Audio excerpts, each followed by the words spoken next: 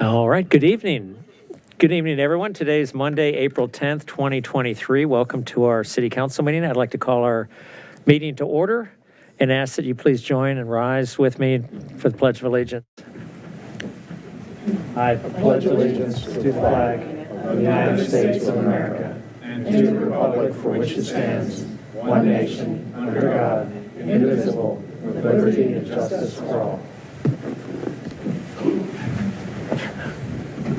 Okay, Madam Clerk. Ms. Conley? Here. Mr. Duncan? Here. Ms. Hardy? Here. Ms. Leon? Here. Ms. Shuns-Hiscott will be a little late. She's at work right now. Mr. Snyder? Here. And Mayor Charter. Here. Thank you, Council. Thank you. Let's move on to adoption of a meeting agenda. Mr. Mayor, I move to adopt the meeting agenda as presented. All right, do we have a second? Second. All in favor? Aye.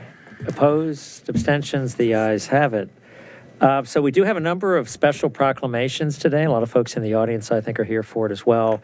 The first one is a proclamation declaring April 2023 as Child Abuse Prevention Month. And we just had a ceremony that some folks in the audience have attended as well. We've done for a number of years now with pinwheels across from the library. So I invite you all to stop by and give some thought to the meaning of those pinwheels. But I'm going to turn it over to Vice Mayor Hardy, who's going to read this proclamation. Great, thank you, Mayor. Whereas all children deserve to have the safe, stable, nurturing homes and communities they need to foster their healthy growth and development. And whereas the City of Falls Church, Fairfax County Department of Family Services, other human services agencies, City of Falls Church Public Schools, and community partners work together to offer programs and services to strengthen resilience and protect children from abuse and neglect. And in fiscal year 2020, nearly 3.1 million children were involved with child protective services across the United States. And in fiscal year 2022, nearly 53,000 children in the Commonwealth of Virginia and nearly 3,600 children in Fairfax County were reported as possible victims of abuse or neglect. And whereas Fairfax County's Child Protective Services 24-hour hotline, which serves City of Falls Church children, received approximately 13,300 calls in fiscal year 2022 for protective services, but also many from people seeking help, guidance, and referrals to parenting programs and supportive services. And whereas assisting children and families early makes common sense as well as fiscal sense. In addition to saving people the trauma of more intensive services later, prevention and early intervention services save money.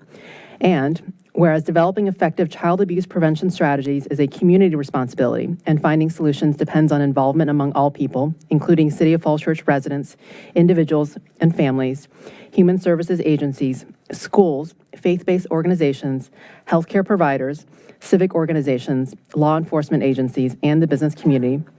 And whereas for more information about 2023 National Child Abuse Prevention Month may be found at www.childwelfare.gov/prevention month. And whereas witnesses of child abuse and neglect should report it to Child Protective Services at 703-324-7400. Now, therefore, I, David Tarter, Mayor of the City of Falls Church, Virginia, do hereby proclaim the month of April 2023 as Child Abuse Prevention Month in the City of Falls Church and urge all to recognize the month by showing dedication to improving the quality of life for all children and families, thereby preventing child abuse and neglect and strengthening the communities in which we live. All right, is there anyone in the audience to receive this proclamation?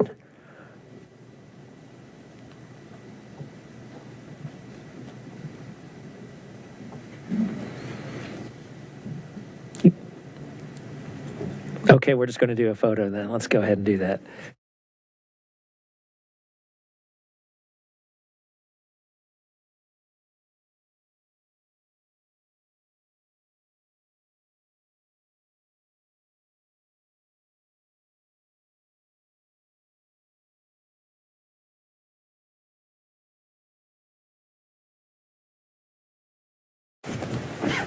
Okay, on to our next proclamation, which is Earth Day. So, Miss Leon, are you going to do the honors for this one? Yes. Whereas Earth Day was first celebrated on April 22, 1970 to inspire Americans to take action against the deterioration of the environment, and Whereas Earth Day has become a global movement marked by more than 1 billion people every year as a day of action to change human behavior and create global, national, and local policy changes. And whereas the latest report from the United Nations Intergovernmental Panel on Climate Change details how coordinated efforts to scale up renewable energy resources, overhaul transportation systems, restructure cities, improve agriculture, and pull carbon from the air could put the planet on a more sustainable path while improving living standards around the globe. And whereas the theme for Earth Day 2023 is Invest in Our Planet, focusing on accelerating solutions to combat our greatest threat, climate change, and to activate everyone, governments, residents, and businesses to do their part. And whereas the City Council has adopted a resolution reaffirming the Council's commitment to take action to achieve the regional greenhouse gas emissions reduction goals developed by MWCOG and to continue to advocate for regional, state, and federal support to promote and protect the environment. And whereas addressing greenhouse gas emissions reduction promotes a cleaner environment, a more prosperous economy, and a positive economic development. Now, therefore, I, David Tarter, Mayor of the City of Falls Church, Virginia, do hereby proclaim April 22nd, 2023 as Earth Day in the City of Falls Church and encourage all staff, residents, businesses, and organizations to commit to take actions on Earth Day 2023 and in the future to invest in a more sustainable and resilient future. Is there anyone here to receive this proclamation? I think Andy Young, our Environmental Programs Coordinator, is going to introduce the folks who are here. Okay, great. Good evening. Excited to have a couple of our students from Meridian High School here this evening to accept this proclamation. So I'd like to introduce Wendy Abstone and Lilia Anderson. Hi, everyone. As a member of the Meridian High School Sustainability Program, I'm so thrilled to accept this proclamation from the city. It is incredibly important that as a community, we're accepting the principles of Earth Day into our daily lives and working towards a greater and more sustainable world. From the proclamation, we can see energy action plans that are designed to help meet greenhouse gas emission goals, improving bike paths for a more transit accessible city.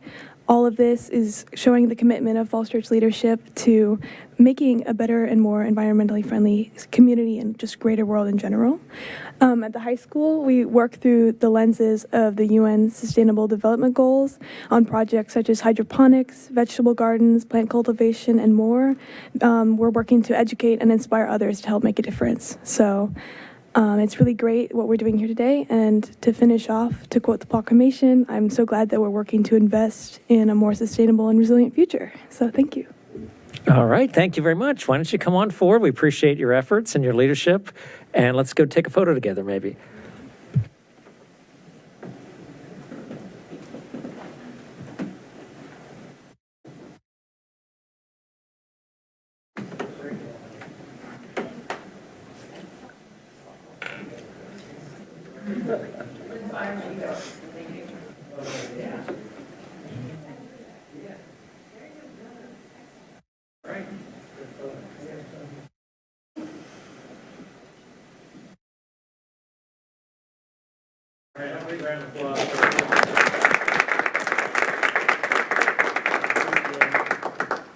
Okay, next up is Dark Sky Week. Ms. Conley is going to do the honors. Whereas the aesthetic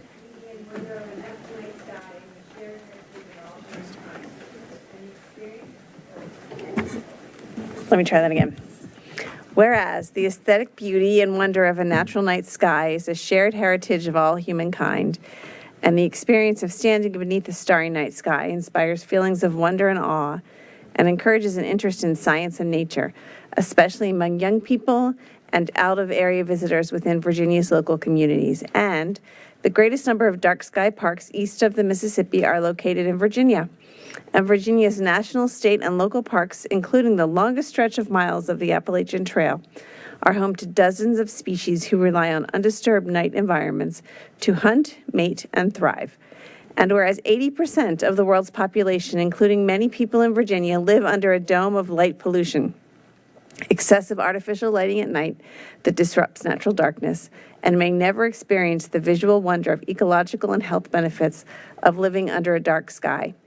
And whereas light pollution has scientifically established economic and environmental consequences, which result in significant impacts of the ecology and human health of all communities, and Virginia's environmental goals for years has included the reduction of light pollution. And whereas light pollution represents a waste of natural resources amounting to roughly $3 billion per year of wasted energy in the United States, contributes to diminished energy security, and significantly reducing light pollution would save Virginia residents tens of millions of dollars per year. And whereas the International Dark Sky Association is the globally recognized authority on light pollution and has created International Dark Sky Week to raise awareness of light pollution and provide free education, resources, and solutions to the public to encourage the protection and enjoyment of dark skies and responsible outdoor lighting. Now, therefore, I, David Tarter, Mayor of the City of Falls Church, Virginia, do hereby proclaim April 15th through the 22nd as Dark Sky Week in the City of Falls Church, and urge all to celebrate the pristine and undisturbed dark skies throughout the Commonwealth and take a moment to ponder our own role in protecting this valuable resource and connection to our environment now and for future generations. Is there anyone in the audience here to receive this proclamation? Please come forward.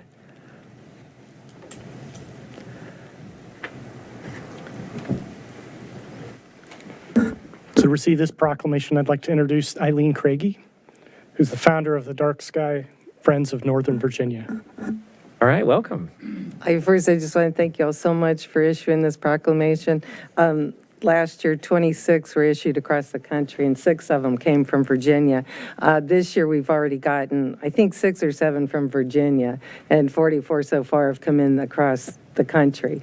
So I was hoping that this year I could, in addition to the 5 dark sky parks in Virginia, tell you all that Turner Farm Park Observatory, which is over in Great Falls, had gotten their Urban Night Sky Place designation. Those are for places that kind of exist in a more light, polluted place.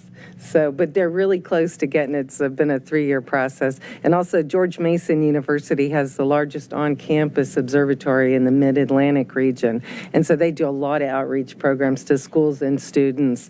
And so anyways, but lots of exciting things are happening. The governor of Virginia, Maryland, and Mayor Bowser of D.C. have come in with proclamations already this year. And I just brought some information to leave with you all about the 5 principles of responsible outdoor light at night and showing examples. So I'll leave those with you. And just thank you again so much for all of your support. And I know Falls Church is doing a lot in this area, so helps our communities. Well, thank you very much for your work, and it is something we do consider in our projects and requests that developers do dark sky lighting, because we know it's important. So thank you for highlighting that, for coming out this evening. We're happy to give you our proclamation or take a photo if you'd like, if you'd like to come forward. Thank you.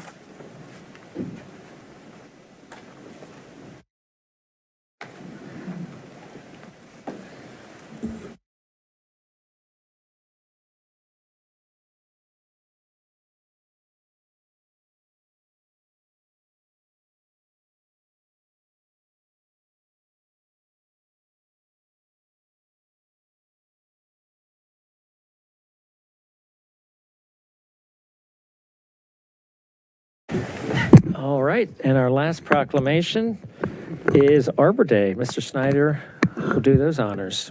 Thank you very much, Mr. Mayor. Whereas the City of Falls Church is known for the beauty of its trees and plantings, and whereas in 1892, the first observance of Arbor Day in the Commonwealth of Virginia took place in Falls Church at the old Jefferson School, organized by the Village Improvement Society, predecessor of the present Village Preservation and Improvement Society. And whereas each April since 1974, Falls Church has held a citywide celebration of Arbor Day, encouraging all community members to plant and care for trees. And whereas the City of Falls Church has been designated a Tree City USA by the National Arbor Day Foundation for 45 consecutive years, the longest in the state. And whereas trees release oxygen into our atmosphere while reducing carbon dioxide, provide habitats for wildlife, reduce the erosion of soil by wind and water, filter pollutants before they reach our waterways, and reduce heating and cooling costs by moderating temperatures. And whereas the Nyssa sylvatica, or the black gum tree, has been selected as a 2023 Tree of the Year by the Falls Church Urban Forestry Commission for its adaptability to our urban environment, high environmental benefits it provides, and spectacular fall color. And whereas the Falls Church community wishes to continue to manage its urban forest for the current and future environmental, social, and economic benefits it provides. Now, therefore, I, David Tarter, Mayor of the City of Falls Church, Virginia, in recognition of the value that trees provide our community, do hereby proclaim April 22nd, 2023 as Arbor Day in the City of Falls Church and urge all to celebrate with appropriate programs, ceremonies, and activities. So is Mr. Prince still here? Would you like to come forward? You're certainly welcome to have some remarks as well. You got some? I do. Thank you. All right. Thank you, Mayor Tarter. Thank you, members of council, for taking the time to recognize Arbor Day. That's a tradition of Falls Church that began in 1892. I'm pleased to invite the mayor, city council, and the Falls Church community to join in the celebration of our 45th Arbor Day, our 45th Tree City USA designation on April 22nd at 1 p.m. in Madison Park on Lawton Street. We'll have a host of speakers from the Virginia Department of Forestry, the Village Preservation and Improvement Society, the Urban Forestry Commission, and others. We will be planting the Tree of the Year, the Nyssa sylvatica, or black gum, selected by the Urban Forestry Commission. As many of us know, changes in the forest do not happen over days, weeks, or months. It's measured in years, decades, and generations. Efforts put forth today will not be recognized by us, but by our successors. I encourage everyone to take the time this spring to plant the tree that will be enjoyed for years to come. As Thomas Fuller puts it, he who plants trees loves others besides himself. Thank you.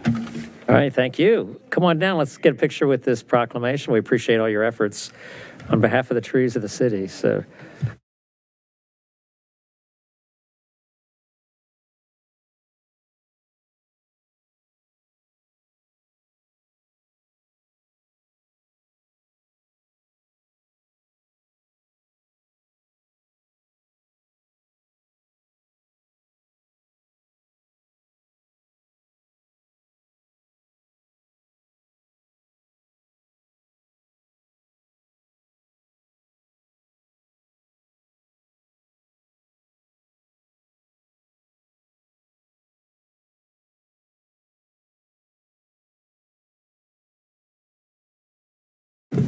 All right.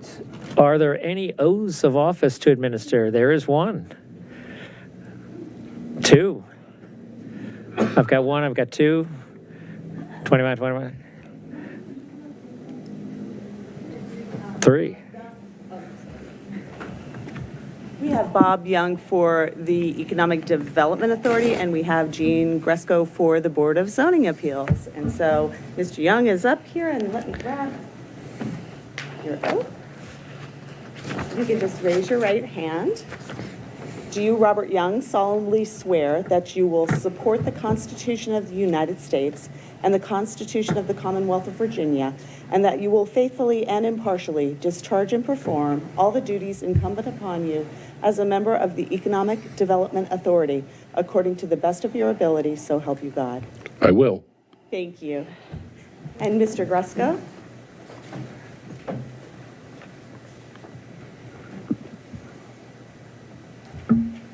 You raise your right hand, please.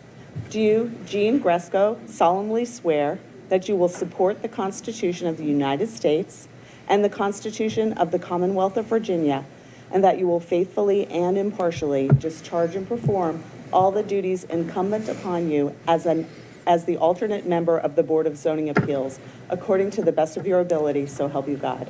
I will. Thank you. And thank you both for your service. Yes, thank you both. We have someone, we got another one, maybe Mr. Whitaker?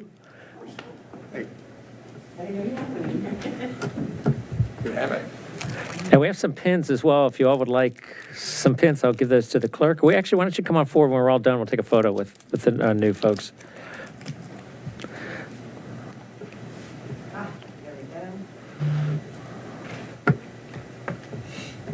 Thank you. So just raise your right hand. Do you, Stuart Whitaker, solemnly swear that you will support the Constitution of the United States and the Constitution of the Commonwealth of Virginia, and that you will faithfully and impartially discharge and perform all the duties incumbent upon you as a member of the Citizens Advisory Committee on Transportation, according to the best of your ability, so help you God? I do. Thank you, and thank you for your service as well. Thank you. All right, if y'all would like to come down, we'll take a quick photo and maybe give you some pins if you'd like. You're heading the wrong way.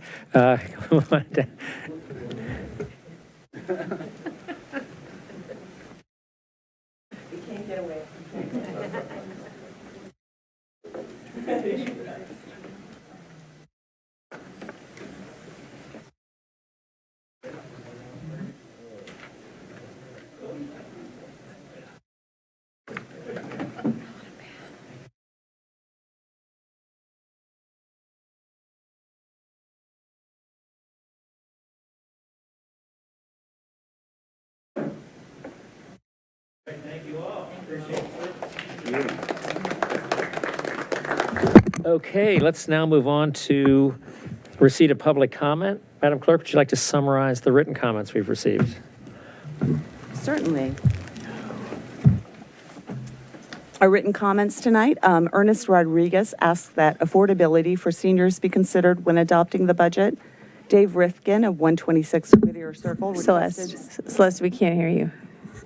That's weird. I don't even have a mask on tonight.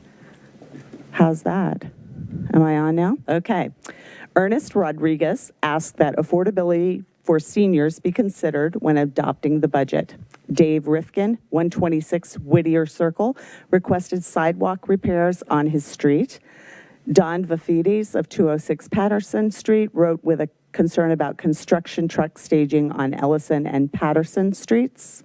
And those were our comments this week. All right, thank you. Let's move on to receipt of public comments. That's from folks here right now in the room or on the internet. If you'd like to speak, we'd ask that you fill out a speaker slip like the purple ones in the clerk's hands. They're available in the lobby, and turn them into her. We would also ask that you provide your name and address and keep your comments to 3 minutes. So, Madam Clerk, are you ready to call the first speaker? I am. Our first speaker is Deborah Z. Roth, Chair of the Human Services Advisory Council, followed by Jean Gresco. Would everyone who's here for HSAC stand up with me, please?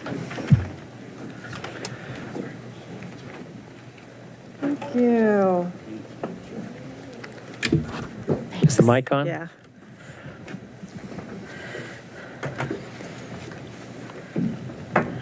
Mayor, Vice Mayor, and members of City Council, I'm Deborah Z. Roth, Chair of the Falls Church City Human Services Advisory Council, HSAC. I'm here tonight with other members of HSAC, including 2 of our students, and I think 2, yeah, and a sampling of representatives from organizations that we fund through our Community Services Fund, and a sampling of those that they serve. Some of them are stuck in traffic. I'll be summarizing from a letter submitted for the record. The letter has more details, and I hope you'll take a look at it. I'll keep my comments to the general time limit, but if you would like afterwards, of course, you can ask questions, and those here can briefly introduce themselves if you don't know them, if you've got the time. We asked them to join us so you could connect in person and help bring to life instead of just a list of numbers on the budgets that you review. It's time, frankly, to put more of our money where our mouth is.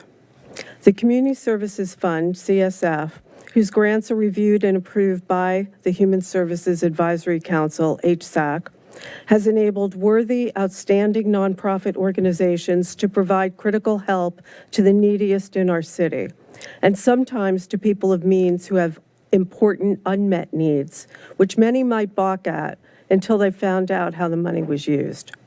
These grants enable projects to be implemented that fill a number of gaps, such as 12-step programs for people with substance abuse disorders and addictions who are in recovery, peer-mentor relationships for students with intellectual and developmental disabilities, and for those who are adults, assistance in landing jobs, handling everyday needs, and more. Mental health services, including interventions, daily assistance, and casework. Free legal representation for low-income people, free radio and phone reading of news and key information to individuals who are sight impaired, low-cost dental care, conflict resolution that keeps people out of jail and brings communities together, free rides and other assistance for those 50 or older to doctors and for important errands for those who cannot drive, a model state government program for high school students, housing and financial services and education for homeless individuals or those who can barely afford a home, and English skills and help for our refugees. All of these programs must state how many City of Falls Church residents they serve or expect to serve for the grant. Most recently, they've served an estimated 1,000, but more if you include those that have to maintain privacy for clients. All right, Deb, keep going. We want to Okay, hear this. thank Is you. important stuff. I did edit this out. I was going to speak faster. And I think you started when I introduced everyone. Anyway, these organizations and the people that they serve in turn give much to the community. For one, many are customers of local businesses, and there are organizations who augment our community by partnering with service providers that we have in place. Many who receive help also volunteer and therefore help others, every one of us. And many who are helped are learning, when applicable, to be more productive. They just need a leg up. HSAC's outreach, connecting with other city boards and commissions, as council has encouraged us to do, and to the community and region at large, has brought us more opportunities that are leading to connections which help these organizations multiply their efforts towards success. And it's brought us more grant requests. Our grant request for this budget, 2024 fiscal year, totals, I'm rounding this up, Keep going. $191,000, but we have been allotted only $86,000. That's more than a 100% increase of what we were budgeted. Meanwhile, these organizations rarely request much and don't depend solely on us, but their needs run deep and they count on us, yet they rarely get a raise. And now they're facing raging inflation. We've been advised that our advocacy helped us gain an additional $30,000 found in the last of ARPA, the COVID Pandemic's American Rescue Plan Act, recommended by the city manager in the budget. That would have been $50,000, but we agreed with staff's recommendations that $20,000 go to emergency needs for city residents. That amounts now to $116,000 in community service money. Last year, we were also initially allotted the same amount, only $86,000. We were able to award all of the grantees we approved after aggressive lobbying and receiving dollars from ARPA. Thanks again for that. The letter that we submitted that has more detail also gets into a brief history of our increases. They are drops in the bucket, especially for a city that last year was able to cut taxes by 9% and is looking at a sharp increase in revenue due to new developments. Basically, the last increase was $3,000 from $83,000 2 years ago. Though we contract with Arlington and Fairfax on some of the city's services, it's difficult to compare apples to apples of what they spend on similar grants because many are lumped into other line items in their budgets like ours are, but their percentage of spending and attention through their financial commitment is higher.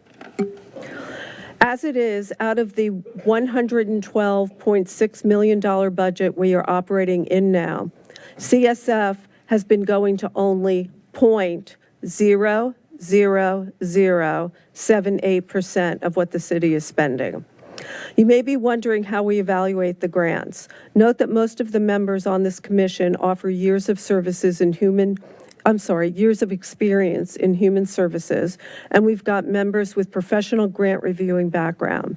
Each grant awarded is audited. All of the applicants are initially interviewed in a public meeting, and each grant application is reviewed for accomplishments, setup, and likelihood of success, dollar amount, and if it is reasonable, need in the city, how many the organization serves and would serve, whether or not the project would duplicate other services, and if that means it's needed or not, ability of the organization to raise funds outside of the city in addition to or instead of the CSF. We have approved for the next application year draft content for a revised form that will ask for additional information that some of you have brought up with me, such as if they've asked for other city funding, if so, how much and for what, if they received other city funding for the previous fiscal year, and if so, how much and for what, and what the results were. Details about the results from our funding, if received the previous year, and demographics. We've turned down many applicants when we determined that organizations or projects weren't ready or right for us, or they were too dependent on us without finding diverse funding, or duplicated other opportunities. We have also advised organizations on how they could achieve some of their goals through alternatives, or could enhance their organizations or projects through means they haven't yet considered. We therefore hope you approve the increase in community service funds, and we ask you to request a permanent increase in the CSF budget. When you talk about expanding accessibility, healthcare, education, assuring that mental health crises don't turn into disasters, easing the transition for refugees into the United States, and unifying our community, here's your chance to take a solid step by growing the Community Service Fund. Thank you. Thank you very much. We appreciate that. Why don't you all come forward? We could take a photo together as a group. We appreciate all the great work and how you represent. Mayor, Somebody, excuse me? Can I just ask? Did you Yes, have of any course. questions? Deb, could you list the names of the organizations of the people are representing that are here? with you? I'm going to let them And then let's take a quickly quick do picture. it. Wow.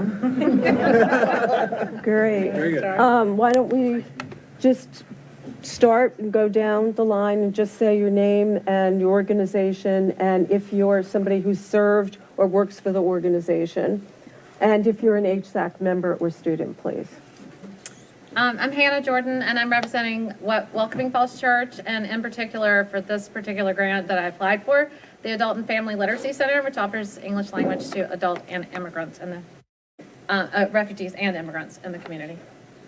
Good evening, everybody. I'm Jim Ferguson. I'm the Executive Director of Legal Services of Northern Virginia, and I'm a 23-year resident of the City of Falls Church. My name is Julene Jarno, and I'm the Executive Director with Friends of Falls Church Homeless Shelter. Thank you. Good evening. My name is Barbara LaMonica, and I'm a parent of my son is a member of the Best Buddies organization, and I'm also a volunteer for the Best Buddies organization.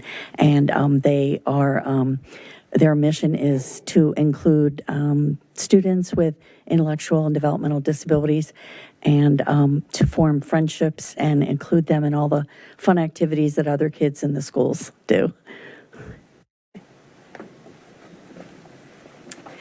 Good evening. I'm Molly Whalen. I'm the Executive Director of Best Buddies for Virginia, and I get to work with great parents and families in Falls Church with our programs to support people with intellectual and developmental disabilities.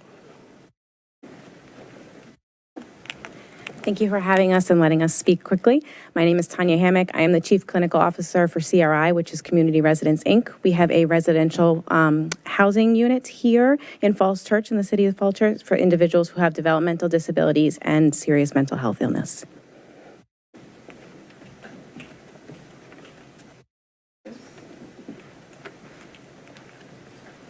Good evening. My name is Christopher Fay. I'm the Executive Director of Homestretch. We take homeless families, put them in homes, and then provide the services they need to escape homelessness and poverty forever. We've been around for 31 years, and I'm very proud to say that we are, according to our statistical results, most successful program for homeless families in the nation. And I think one of the reasons that we can do that is because of the support of the City of Falls Church. So we encourage you to continue thinking about us and the partners who are with us today. Thank you. Hi, I'm Cindy Koshatka, and I'm president of Northern Virginia Mental Health Foundation. We're an all-volunteer organization that serves individuals coming from the Fairfax Falls Church Community Services Board. They're receiving behavioral health treatments there, and we offer them goods and services to help them along their path to recovery. Since we're an all-volunteer board, 93% of our funding goes directly to the individuals we serve. So, thank you. Good evening. My name is Tom Wilson. I'm the Executive Director of the Northern Virginia Dental Clinic, and our goal is to restore individuals to an infection-free and functional state of oral health. Jeff? No, please. Hello, everyone. My name is Jack Ackerman. I'm a student rep for HSAC, and I'm hoping that you guys are approve the $30,000 that we're advocating for. Thank you. Hello, my name is Carter Williams. I'm also a youth representative at HSAC, and I just want to say thank you for all the good work you do for the city.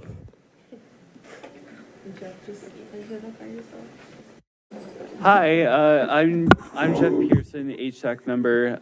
It truly is an honor and a privilege to be here tonight to advocate for such important funding, and I applaud Chair Roth's remarks, and it's great to second that and support all these wonderful and fine organizations. Thank you. Well, thank you all so much. We appreciate all the great work you do of our community day in and day out. We'll be considering budget a little bit later this evening. In the meantime, why don't you all come forward? We'll get a photo, if you'd like, with the whole group.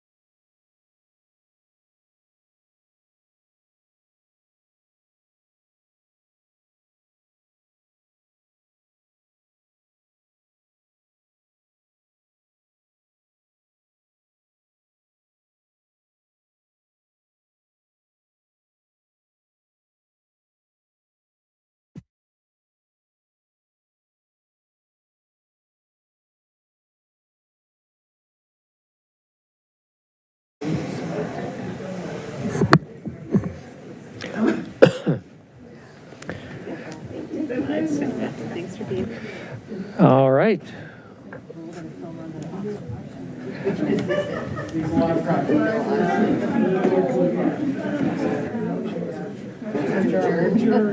All right, that concludes our meeting this evening. Thank you all for... All right, so we got some other speakers, I'm guessing. Yes. Madam Clerk? We have Jean Gresco, followed by Elizabeth Strong. All right.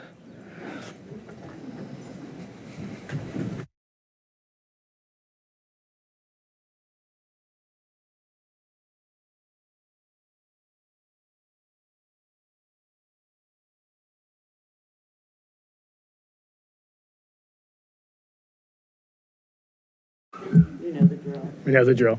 Thank you. I'm Gene Gresco.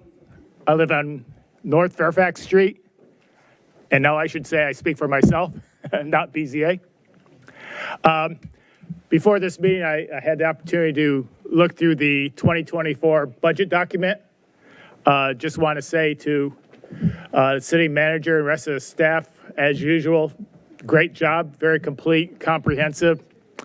One thing that caught my eye while reading it was the one statement that says, included in this 2024 was the effect of, I think it said 54 million of new commercial property valuation, which I assume is mostly Founders Row 1.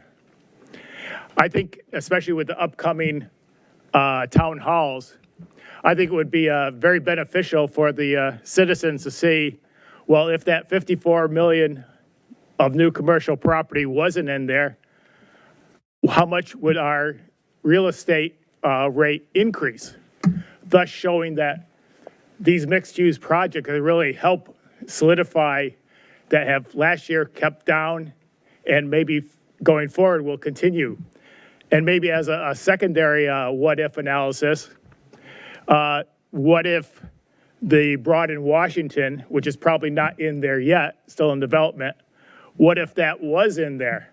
Then how much of that current rate would come down? So what I'm seeking here in terms of, when you have the town halls is with a hope for the citizens, when the cranes come down, so too will rates continue to come down. So again, great job, and thanks for the few minutes. Your point's well taken. We much appreciate it. I sure wish I had thought of that soundbite. Madam Clerk, who's up next? Yes, we have Elizabeth Strong, followed by Aaron Flynn. All right, welcome.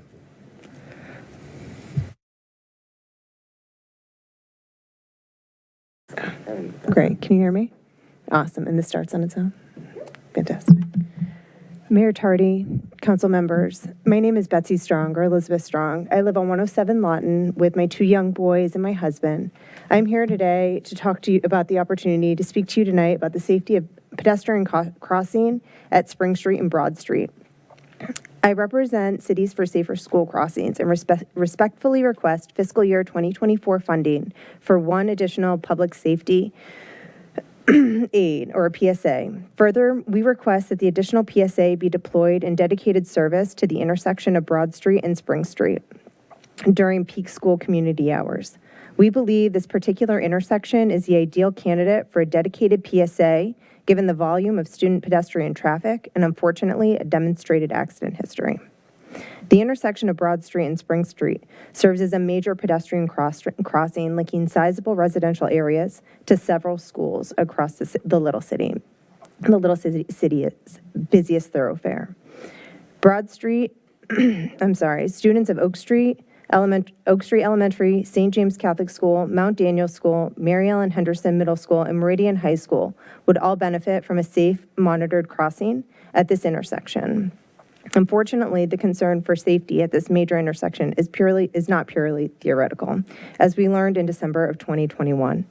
On December 20th, 2021, just after 4 p.m., a young child was struck by a motorist at the intersection of Broad Street and Spring. In the wake of this tragic accident, Mayor Tardy, you rightly noted that pedestrian safety is and will remain a top priority for City Council. We respectfully request now that the City Council follow through on this pledge. The safety of the Little City's future deserves nothing less.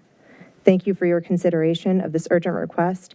And as I mentioned to the City Clerk, I will be submitting a petition with over 270 signatures of concerned citizens who request this funding so that we can have additional aid and hopefully a safer crossing. I would also like to note that we did have the sheriff sit with us one morning, and we had over 50 pedestrians cross within the time of 1 hour, many of whom were Meridian High School students. So I think this is a great need for the city, and I respectfully request this funding for an additional PSA. Thank you for your time. Thank you for yours. We much appreciate it. We understand your concern. Thank you. Yes, we have, next we have Aaron Flynn, followed by Charlie Lord.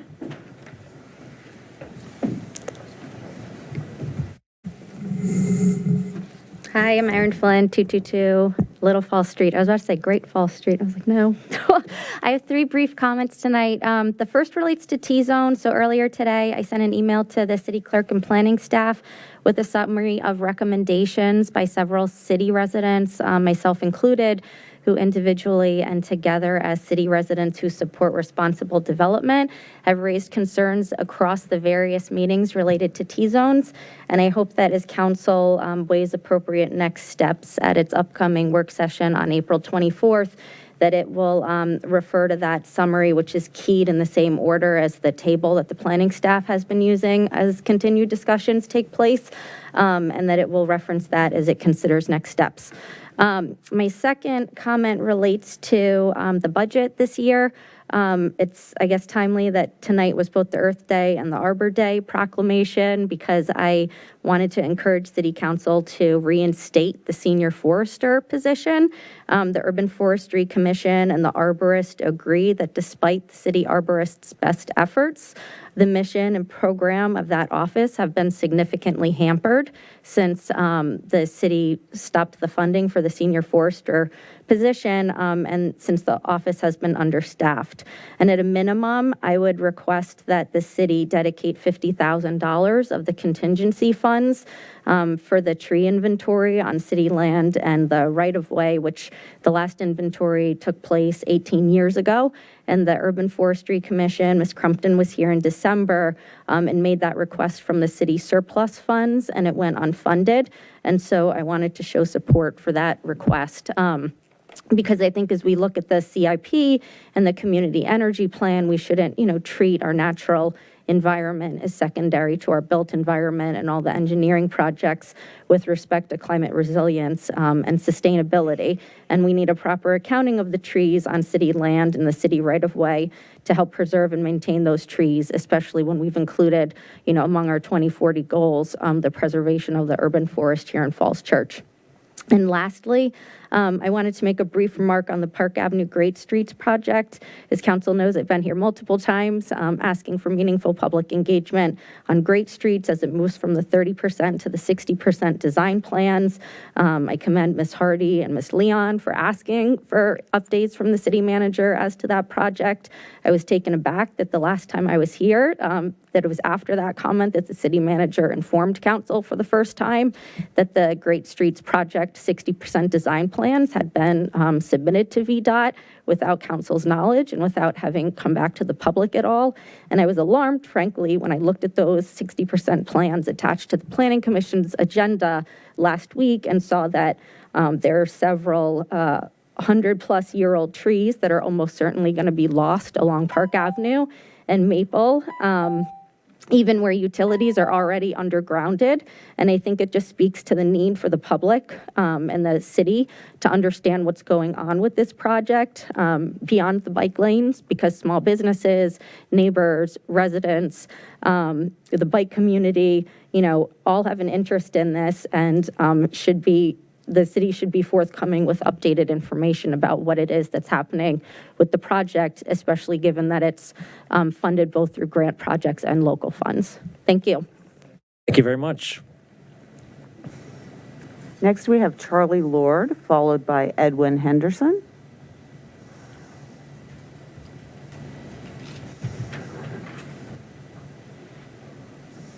Hi, good evening. I'm Charlie Lord. I live at 222 Little Falls Street.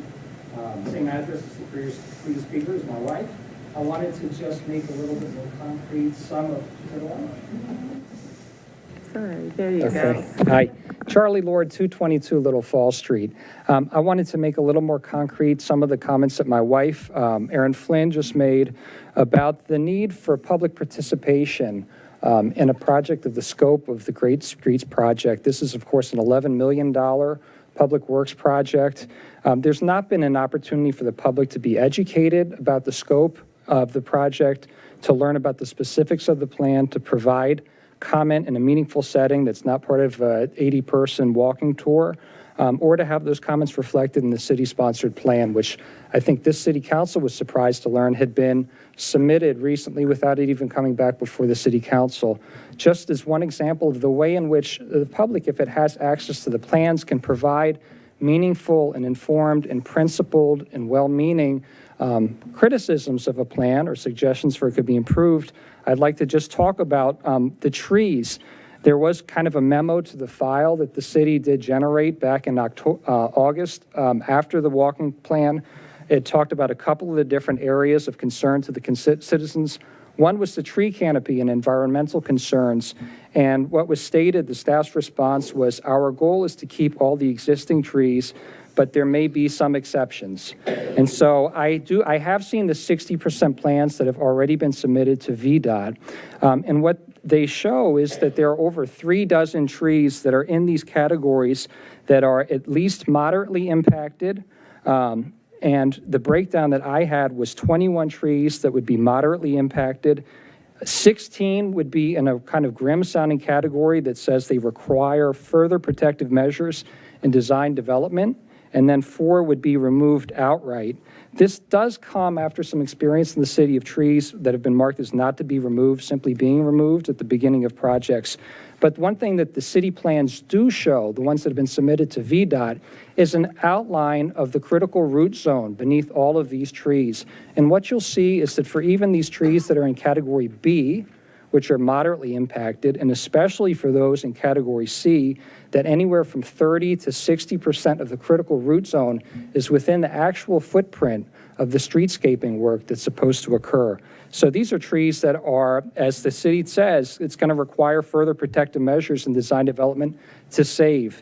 And they are not insignificant trees either. I've walked through those. I'm just going to focus on the trees that are in the category C category. I identified 13 trees that I thought were significant because of their size and their prominence. A 38-inch diameter. Is it?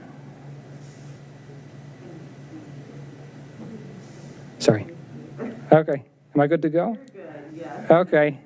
No problem at all. A northern red oak, which is 38 inches in diameter at breast height, which as a tree arborist will tell you, that means that they are many, many decades old. A 34-inch red maple, a 36-inch laurel oak, a 39-inch willow oak. Naming just a couple trees, all of which have diameter or breast height of at least 25 inches, according to the city's tree keeper inventory. The calculated annual economic benefits of just these trees that I've talked about are many tens of thousands of dollars per year. We heard about Arbor Day and what can be done with sequestration of carbon and greenhouse gases. There are, just for the C category trees, over 13,000 tons of biomass and sequestered carbon in those trees. And of course, these are trees that if they were planted now in the same place under ideal conditions, it's doubtful that someone who's 6 years old now would be able to see the trees reach the scale and the beauty that they are in their lifetime, because these are truly magnificent trees. So I would ask the city to urge that as this plan goes forward, that there be more public comment and that these plans be returned to the public so that it can basically speak with an informed eye to some very serious issues on a very significant project for the city. Thank you. Thank you very much. And maybe, Mr. Shields, during your remarks, you could address the status of the plan, if you don't mind. Madam Clerk? Yes, Mr. Henderson, followed by Joseph Shirizzi.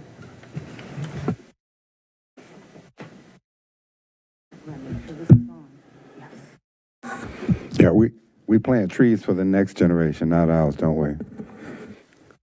Okay, my name is Edwin Henderson, it's 307 South Maple Avenue.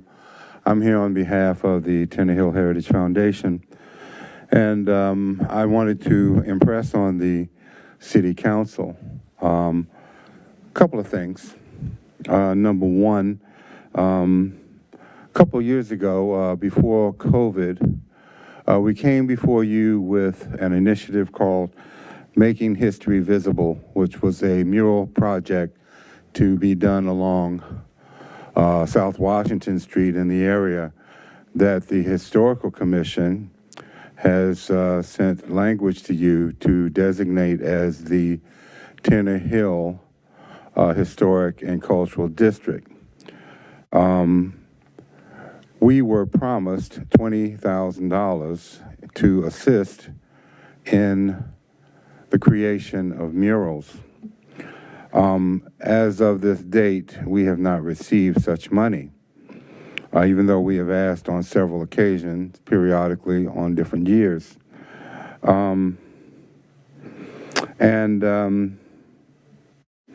We now have a contract for the Ace Tool Rental Building, which is a nice white pallet right there across from 455 at Tenor Hill, which we're currently in negotiations with.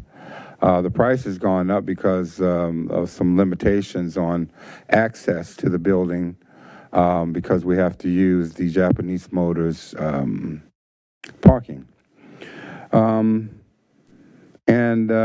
So we want to actually ask the City Council to help us move forward and receive the $20,000 so we can apply that towards this mural. It's going to be beautiful. It's going to say, "Welcome to Tenor Hill." When people go down the street, they'll say, "Oh, there's something here." And this will add to the beautification of the city, the walkability of the city, and also, hopefully, the cultural tourism in the city.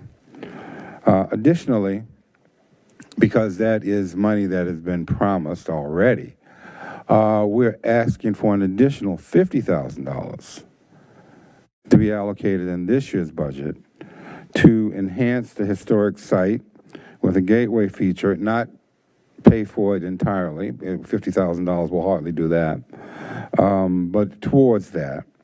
And other elements to increase awareness and visibility. Additionally, to pursue strategic planning, community outreach, and education to strengthen the foundation's presence in Falls Church, and to promote diversity, equity, and inclusion in foundation programming. And that's, I guess I was pretty good on finishing my remarks, because that's it. Thank you very much. Thank you very much. Madam Clerk? Yes, Joseph Shirizzi, please. Welcome. Thank you. Good evening. Joseph Shirizzi, Gundry Drive. My comments only represent myself this evening. First, I'd like to voice complete support for the city to do a tree inventory study and to look at preserving the trees along the Great Streets program, streets along Park Street, Park Ave, rather. I'd like to personally thank Mr. Wyatt Shields for emailing me and updating myself on the RRFB, the flashing beacon on Annandale that was broken that I asked for help with a few weeks ago. I see that a new one has been put up. It doesn't work, but it's great that we're almost there. So I sent your update to my neighbors in the Winter Hill area, and more than a dozen neighbors have reached out since then asking for an update on when it's going to work. And I guess a lot of people care very strongly about their kids being able to walk around the neighborhood safely. At a time when pedestrian deaths are rising in the region and in the state and in the country. Deaths from cars is the second leading cause of children in America. I think it would be great if there were less dead kids. So hopefully that flashing beacon next to a park, next to a grocery store, on the bus stop will be working again really soon. And I'm probably going to keep bothering you for updates on it. So thank you for that. I think street safety is really important. There's nothing on the agenda tonight, but there's, several people here to voice their concerns about street safety projects and streets that we care about. When you walk up and down Broad Street, the heart of Falls Church, there are lots of streets that don't even have crosswalks, like I believe South Oak Street next to the one mentioned earlier. It doesn't even have a crosswalk. If you're walking parallel to Broad, it's across the street from a school. So it seems clear to me at this point, a lot of people have been asking for these things. I think maybe there could be an audit of pedestrian safety. Every road crossing within a quarter mile of a school should have a crosswalk. It's absurd for there not to be. And, please take a walk along Broad and take a walk along Annandale and see if you feel safe. There's even some bike lanes on that cross Annandale. A bike lane just on painted paint on the side, and walk in it and see if you feel safe there. And if you don't feel safe walking in a bike lane, then it's not really safe for kids to bike to school in. And I'd say the same about the proposed, 60% plan on Park Ave. If you wouldn't feel safe walking down that street in the middle of the street, which I'm guessing you wouldn't, then it's not safe for bikes, and it should be. So thank you. Thank you very much. Are there any other speakers, Madam Clerk? Not at this time. All right. Well, let's get on next to the next item here, which is the EDA. So I don't know, Mr. Young, Mr. Lichtenhouse, Mr. Young. I'm here. You are. We on?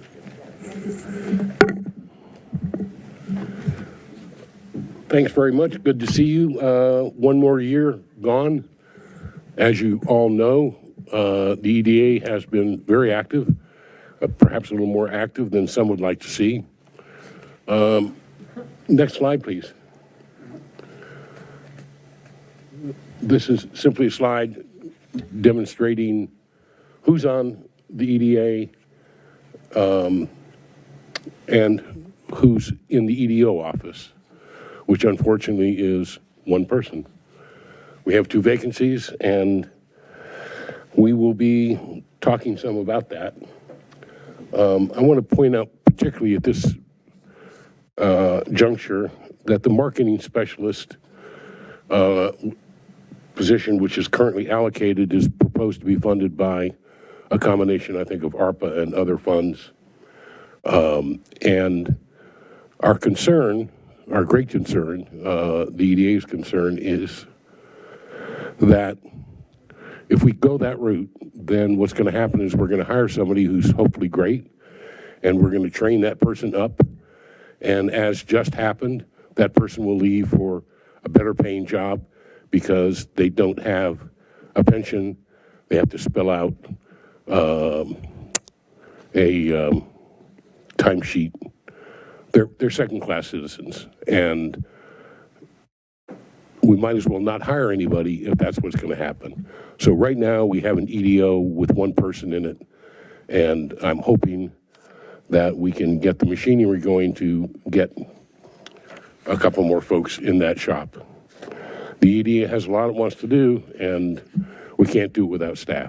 Next slide. This gives you an idea of what we have been doing during the past year. It's quite a lot. We wish we could have done more, and we'd like to do more. Again, comes back to staffing and, of course, resources. Let me just pick out one. Toward the bottom, you'll see something that says wayfinding pedestrian signage project completed. We're very proud of that project. As we all know, there were a couple of wrinkles, but I think it has stood the test of time and will for quite a long time. We have talked about doing a similar program on the W&OD trail. That is the EDA doing it. In that case, it's likely that the W&OD folks, the park authority that operates and owns that, the trail, would want to do the implementation themselves, which removes a big part of the problem. So we're hoping perhaps with ARPA funds, we could have a project manager hired with those funds and pretty much not have the EDO staff have to do terribly much on that. But we'll be coming to you with some written thoughts and comments. Next slide, please.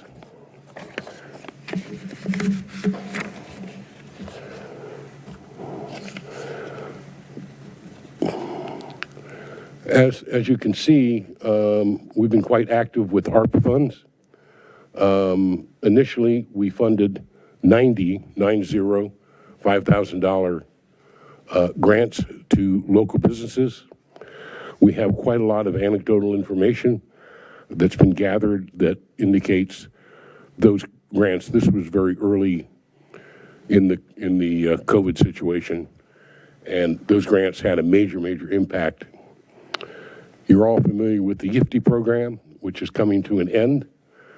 We'll talk about that in more detail further down. But in my view, that's been an enormously successful program. And I'll talk about it, as I said, shortly. We have parklets budgeted $800,000. I'll talk about those in more detail. We're trying to move that along. Next slide.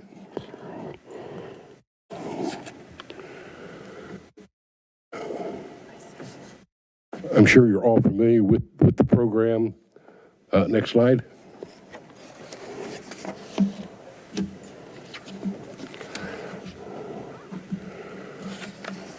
This gives you a fair amount of detail on the CARD program. The results have been tremendous. I won't compare it with other programs that have been done in the region, but ours has been far and away the most successful from almost any measurement you want to put on it. I don't want to read through all of these, but we got results, big time. Next slide. These are some analytics. Basically, one can ask the question, what was the return on investment for the city's money, or in this case, the ARPA money? This gives you a few different measures. We're trying to gather data on direct payments to the city. It won't be very much, but things like restaurant taxes and things like that. Next slide. This is simply a list of the 72 local businesses, which is a pretty good percentage of our local businesses, particularly when it comes to first floor retail space. The EDO staff worked really hard to enlist these restaurants and all kinds of other businesses. So again, another measure of success. Next slide. This gives you a geographic dispersion only in the local area, the DMV. People bought from all over. People came from all over to spend their money. We brought a lot of people into the city, which is what the goal of the program was. I dare say there probably isn't any other that did nearly as well as this one did. Next slide. As I mentioned earlier, the wayfinding and Tenny Hill signage was completed. They're all installed. I think they look great.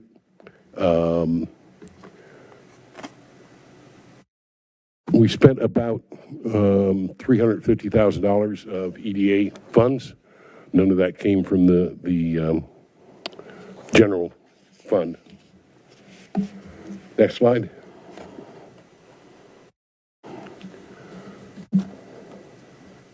Some special attention was paid to the Tenny Hill District and other cultural districts.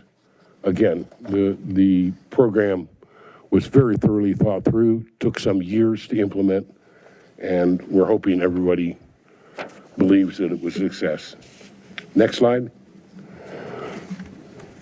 Through a lot of hard work by the EDO staff, we received $80,000 from a state ARPA. Well, it's federal money initially, but $80,000 of ARPA money.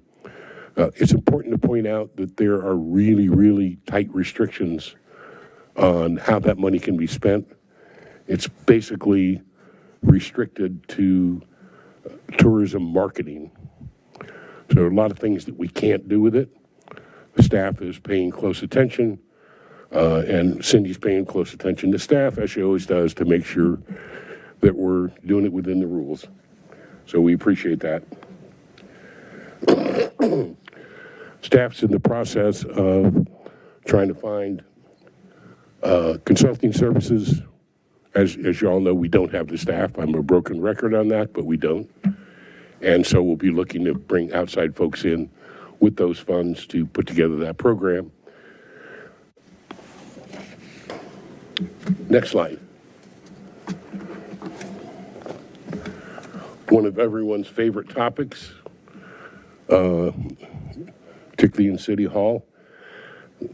As you all know, the EDA has worked very hard to try to implement 3 new parklets. A parklet being defined as a small area. Excuse me, Mr. Brown's Park is the first one that was done. We think that's been enormously successful. The 3 that we have planned are all in the South Washington corridor, which, as we all know, is a corridor that's been neglected over the decades, but is really coming along. A lot of money was spent on the streetscape. There's more to be done, a lot more to be done. Next slide. Hillwood Avenue is a space that was paved by that South Washington program. It's next to the music place and the eye doctor. I'll show you a couple of designs for that, but we're going to try to move ahead on that one first. Next slide. As you can see here, and council has it in their package, it's certainly available to the public online. Don't want to work through or read through the work program, but as you can see, it's quite detailed. We have folks lined up as contractors to do this work, and we're hoping that we can move ahead on it rather quickly. Next slide. This is option 1. It hopefully will have a small performing stage, an entry feature, maybe 2 entry features. A lot of care is being put into making sure it is ADA compliant. Next slide. This is a variation on the same thing, and as we speak tonight, our contractor is putting the 2 of them together and trying to come up with a cost-effective combination of the 2. Next slide. One of our members brought this idea to us. It's a small area. We don't plan to spend a lot of money on it. Down adjacent to where the new traffic light was put in at South Maple and South Washington. Next slide. This is what we call the Triangle Park, which is at the intersection of Annandale Road and Maple. I'm sorry, and South Washington. We think this is a very, very important one. We have a ways to go, and it's going to take some time to get there, probably not this year, but hopefully next. Next slide. This is one of the concepts for that parklet. We think it would be really, really important. There are a lot of restaurants in this area and other businesses. It's virtually next door or almost next door to the school's headquarters. So we think a lot of people would be able to use this if we can get it going. Next slide. This is our work plan for 2023. It's ambitious, we realize. At the heart of it, in the middle, is hiring and managing our market research consultant and marketing consultant. We hope to be able to do a parking code update, working with staff on that. We're trying to put together a program to have a lot of new banners put up around the city in a special program that we'll be bringing to you.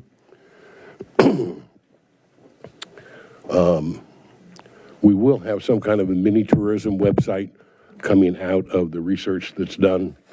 We'd like to do a restaurant week. sometime, maybe the latter part of the summer. Again, we need staff to be able to do that. The marketing is critical. Last slide. Thank you for your time. Your EDA is anxious to work, get things done. We hope you'll be able to support us going forward. Happy to answer any questions. All right, well, thank you very much. You've obviously been very busy over this past year, and looks like you got plenty on your plate for next year.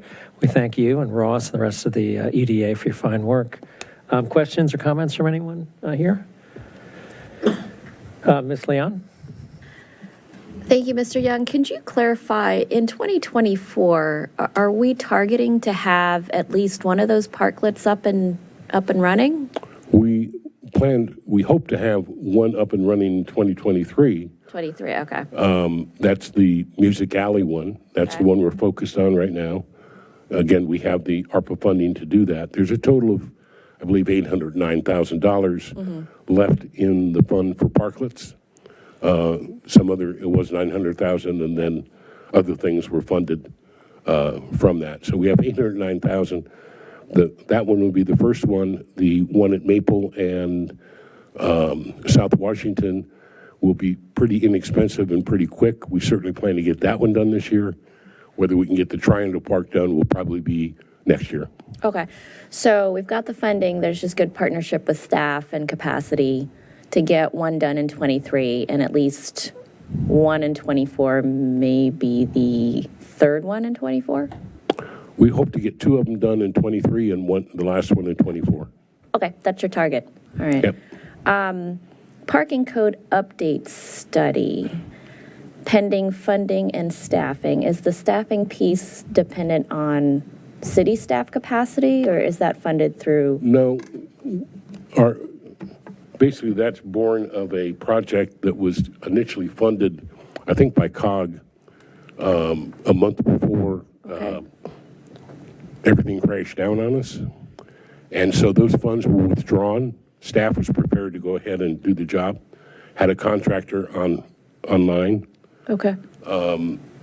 Staff tells us that they could go back and get that money again, but it would take a year or so.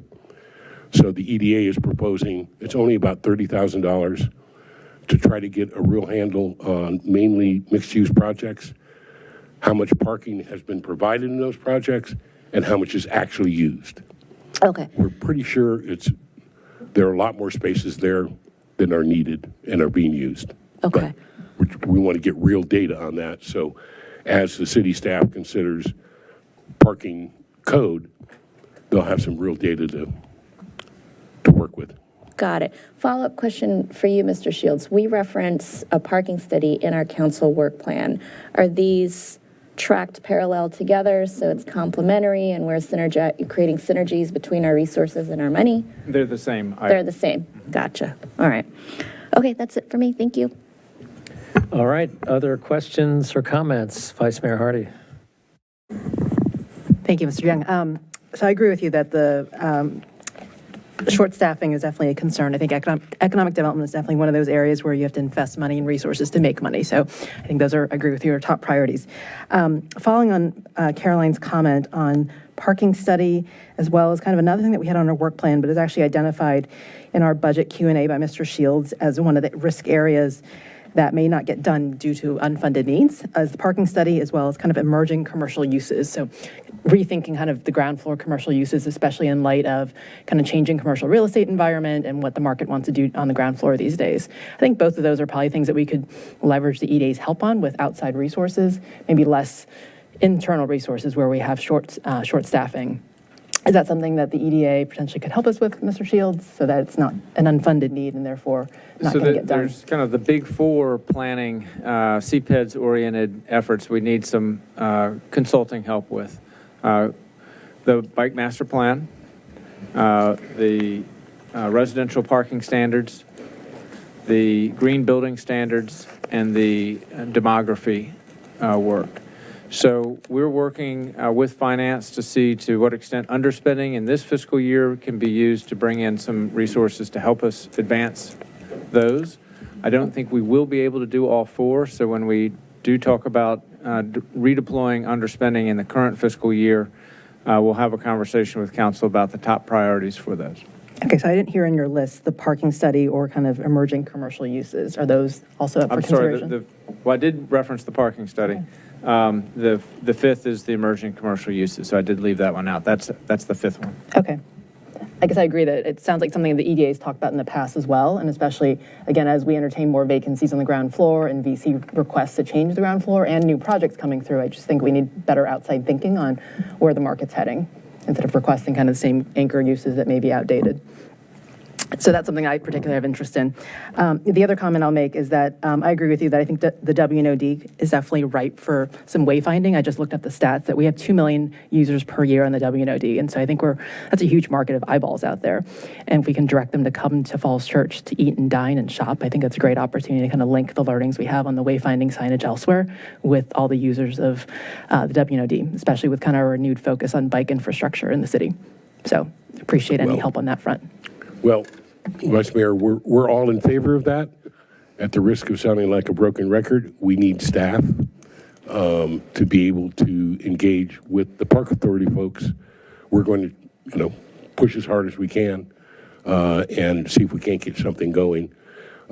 Having dealt with the Park Authority myself, both, on one side of the aisle and the other, they can be difficult, but we do have a couple of reps on that board. And we'll try hard to work with them and perhaps get some help from council as well. Great. Thank you. All right, Mr. Duncan? Just one question. So we haven't talked about this, Bob, but the business of outdoor dining thrived during the pandemic, as we all know. It's all relative. What are your thoughts? Yeah. What are your thoughts from the various hats that you wear in town about the future for outdoor dining? Do you see that as something that peaked and is going to find a new level? How does the space that we allocate for parking compete with outdoor dining? I don't know. Do you have any thoughts on that, about where we're headed? I always have thoughts on things. So my thoughts on parking, I think in the city we have too much parking. A lot of it in the wrong places, but we have too much parking. And I'm hoping that once the facts are on the table with respect to that, that as new projects are considered, we attempt to divert resources, developer resources really, from parking to things that are more important for the city, maybe like parks and schools and so on. With respect to outdoor dining, it's important to the restaurants where they can get it. As I said, there's too much parking, but in some places, there's not enough on certain days. An example would be at the Fairfax Shopping Center down on South Washington. We have enough parking, except for Saturday and rainy days. So we had tents there with Audacious, Aleworks, and Panshir.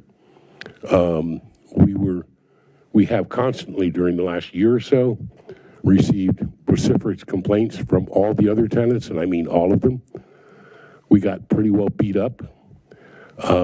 It became very clear as we worked with Panshir and Audacious that while they loved their tents, they would do fine without them. So that decision was made to have them come down, restore that parking, and actually we've had a towing problem in the back with the shopping center in the back where they own some parking that's undifferentiated and blah, blah, blah. But the point is we've worked out an agreement to add another 12 parking places. So the combination of restoring the 7 or 8 and the 12, we think that will solve the problem even on Saturdays and rainy days. So they're important where we can do it and meet code, where the restaurants can do that. It's a help. It's definitely a help. It's kind of free new extra seats. All right, Ms. Connolly? Mr. Young, I really appreciate that you brought up the Yifty gift card program and what a success it was in the city. And because we had that marketing specialist in there, she's the one that made that happen. Yep. And I think you're correctly pointed out, too, that especially with that map, that brought in more people to the city of Falls Church than anything that we've been able to track. I mean, I'm sure people come from more people come from Memorial Day, but they don't spend as much money in the city as those who came because of this gift card program. So I want to thank the EDO and the EDA for doing that. I'd like to suggest to city staff that program be submitted as an award for the VML Awards next year because of all the different ways that it affected the city and our businesses. And I would think that's a great idea. Yeah. We have a lot of data. Right, we have a lot of data, and it really shows a positive benefit to a lot of businesses. That list of businesses that you have is really impressive. And there's even one on there that I spent money at that I don't think got listed, so we can add that one to there. Okay. And I do support then the addition of, we have to keep staff in that office, as Ms. Hardy said. It's vitally important to be able to spend that money on people to bring money here. It doesn't just happen on its own. So I think that's really important as well. Well, it's really one of the few places where it's pretty clear that if you spend money, you make money. I mean, we have to invest in economic development generally, specifically the EDOs and the EDA. Correct. I would agree with you. And I think it's great, too, when the EDA and EDO work with the Arts and Humanities Council and partner with the Tenniel Heritage Foundation and others, because all of that is what makes a successful, vibrant city where people are coming as tourists to come and spend money and visit our little city. And I think that's important to all of us. All right. Mr. Snyder, Sure, let's thanks wrap very up much. the conversation. Thanks for the economic development work. So I want to assure the ongoing credibility of our efforts, and I want to ask the city attorney to make sure that we have in place the programs and operations necessary to prevent any conflict of interest or perception of conflict of interest on the part of EDA members who have now or may have projects in front of the city. Mr. Mayor, can I go ahead and answer? Yes, of course. Yeah, I think city staff, we're always very cognizant of issues related to conflict of interest. Of course, a lot of that is determined by the individuals involved, but as we're made aware of issues, we look at that in concert with city staff, and we make sure that we address them sooner rather than later. All right. Unless there are any other comments, thank you again. Thank you, the EDA, for all the great work you all do, and look forward to hearing more from you going forward. Thank you. Uh-huh. Thank you, Council. All right, let's move on now to the report of the city manager. Mr. Shields? Thank you, Mayor Tarter, members of council.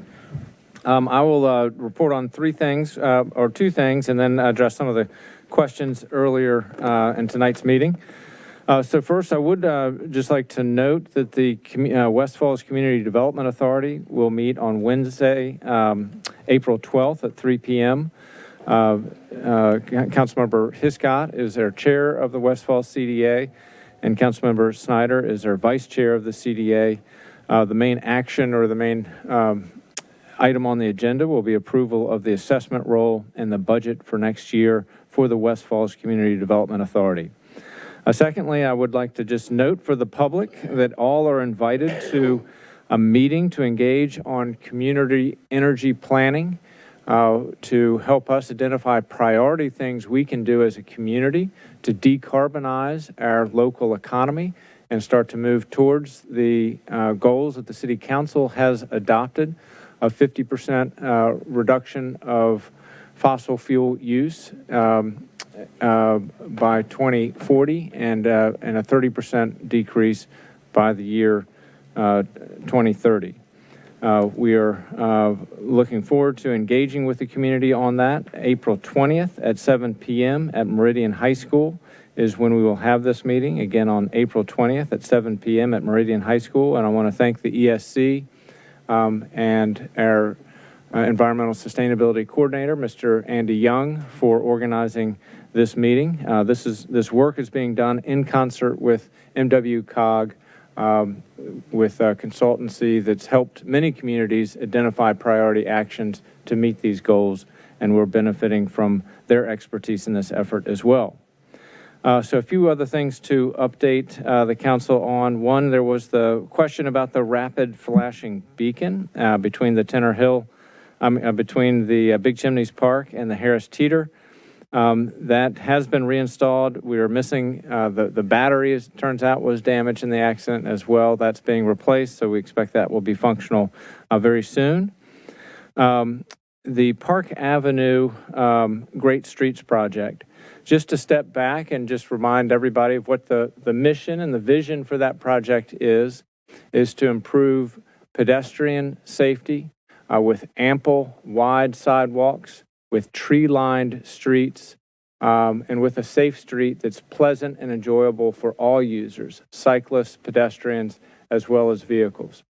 So staff in working this project, we're clearly looking out to preserve every tree that we possibly can along that route. And one of the great things about the project is that by having wider buffers for the tree planting, we think the trees will be much more successful there along that street. And of course, most importantly, the removal of the overhead utility wires. That will allow that whole section of the street to be fully tree lined. There are some trees that have been compromised by utility trimming through the years and for the fact that they were planted without adequate root zone. Everything would be done to try to preserve those trees, but there are some instances where when you take out the sidewalk, which are buckled with the roots, and put in new sidewalks, that some of those trees would be compromised. In that case, then the arborist has to make a tough decision for public safety as to whether that tree would be removed or not. But obviously, our strong interest and the community's strong interest is to preserve every tree that we can along that route. And then lastly, I will just note with respect to the Tenor Hill murals, the City Council did appropriate $20,000 for that, earmarked that through the Community Arts grant program for murals in the Tenor Hill District. Then the City Council carried those funds forward, so they are still there in the budget, available to be used. They are administered through the normal process for those arts grants, and so we'll work with the Tenor Hill Heritage Foundation just so they understand, and we'll discuss this after the meeting about the paperwork that's required for that. But typically, what we look for is a contract in place and a clear indication that the project is going to happen, and then the funds are released. So we'll follow up just on the mechanics of that and look forward to that, because that whole corridor, you can see so many great things happening along that corridor, and the murals are a big part of it. That's all I have to report tonight. All right. Thank you very much, Mr. Shields. Mr. Snyder. Thanks very much. Following up on Park Avenue, what is the process going forward? And I think specific comments were made tonight on the trees, so is there some sort of direct response to that can be provided in more detail than you were able to do tonight, number one? And number two, what's the public process going forward? Because the 60% drawing submission, I think, as we've heard, surprised some people. So we can discuss what the public process can be. You know, when projects are in implementation mode, you know, generally once the big conceptual plans have been reviewed and approved, then staff goes out and executes the plan. So we did take the additional step of the walking tour last fall, which we don't often do for projects like this once they've been given the green light to proceed. But we will stay in touch with the public, and particularly when there are, you know, matters of kind of big public policy decisions that need to be worked through. So I will follow up with the City Council on that, but, you know, our goal is to execute the mission for that project, which was embedded in the grant, which the City Council approved, embedded in the capital improvement program, which the council approved, and then execute that as efficiently as possible. Perhaps then you could provide more of a schedule going forward for public discussion and input. Sure. Thanks. Second issue I wanted to address, one of our citizens tonight provided some recommendations for T-zones. I think Ms. Flynn and I would formally request that those recommendations be placed into legislative language and be made available for City Council at its work session on April 24.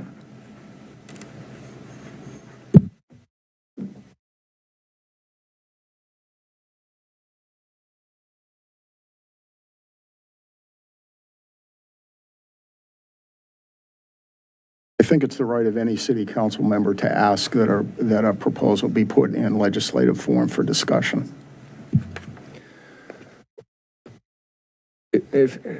I'm just not, I haven't reviewed the material yet. I don't know what what we'd be agreeing to with that. So if we could just take a look at that first. Certainly all the comments will be provided to the city council. But that process of putting it into legislative language, that is very involved. And so I'm just happy to have a discussion about it. And if that's the direction of the full council, we would certainly do that. Individual council members can request that legislation be drafted.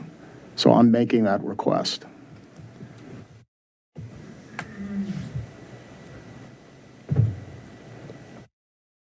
All right, so we've got some other comments here. Ms. Conley? My question really, Mr. Shields, is about Mr. Maselli's continuing request for sidewalk repairs at Whittier Park, which ties into my continuing request that we revisit brick sidewalks because of the expense that we're going to have to spend. And if Whittier Park are indeed municipal sidewalks that need to be repaired, is there a process for, we hear from him like once a month about his sidewalks and what's going on in Whittier Park. And so we'll get back with the HOA on Rifkin. this. What did I say? It's across the street. Maselli. It's across But the we street hear from Whittier Mr. Maselli also about the same thing. Yes. Right. They are, the city did accept those sidewalks into the public system. And I will share with the council in our assessment, when we rank all of the sidewalks in the city, the sidewalks at Whittier are not at the top in terms of priorities to address for either for ADA accessibility or for other safety issues and things like that. But we will follow up with the HOA and keep the council informed. Have we told them that? The HOA, that where they fall in the list of repairs and we understand that there's a need and they're behind X other projects? I don't know that that's been communicated, so I will follow up to make sure that happens. Thank you, because we do hear from Mr. Rifkin on a regular basis and Mr. Maselli as well. But yeah, I saw the email today, and we've not responded to that today. But I did try to get some additional background information, which is what I've just relayed to you. But that's not been communicated. I don't know if that's been communicated to the HOA. Thank you. And then my second question just ties into my request over time that we review the streetscape standards and reconsider having brick sidewalk as the standard because of the slipperiness, because of the necessity for repairs, because of the expense of bricks, replacing the bricks, and because of the condition of some of the sidewalks that we have mandated should be brick.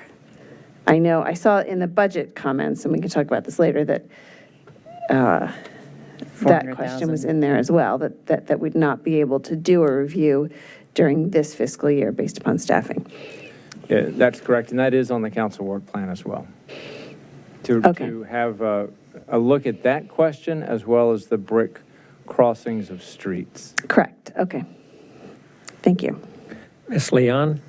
Mr. Shields, I think in reaction to the public comment around concerns for safety around on Spring and Broad, if there's a way to have that conversation with Chief Gavin, it seems like Sheriff Kay was present in terms of just, informally clocking just the volume that crosses that street. But I know the ask was for funding. But if there's a way to just close the loop with Chief Gavin to see if there's anything around current staffing that could help at some point on on that So intersection Chief if I go with Gavin has been exploring? engaged in that question. She's Okay. met with members from St. James and walked it and Okay. witnessed Okay. So it she with is aware. representatives of the Okay. school as well. So both the sheriff and the chief of police have been engaged in this question. Okay. So it's just tough to find that resourcing then because we're stretched. It's currently an unfunded. Gotcha. It is an unfunded need in the budget. Okay. Thank you. All right, Ms. Hardy. Thank you. I have 4 things, some of which overlap with some things discussed. While we were talking about the RRFB outage, is there an update, Mr. Shields, on the Lincoln and Great Falls outage, or is that still many months away? So the update on that is not good. We have had the manufacturer come out, and we need to get a new cabinet for that signal. And there is, as the council is aware, there is a lead time for that. The market has gotten better than about 18 months. That was the case about a year and a half ago.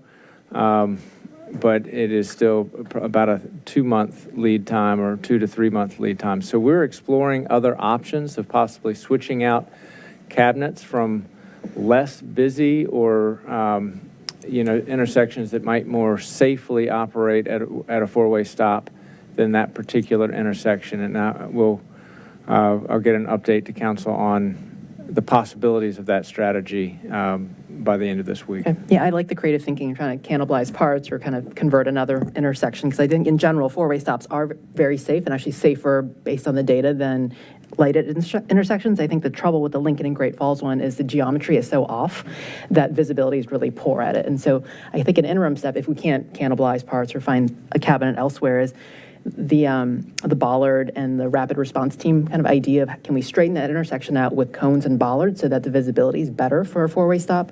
That might be another kind of option to think about that's low tech and doesn't require transferring cabinets. But thank you for the update on that.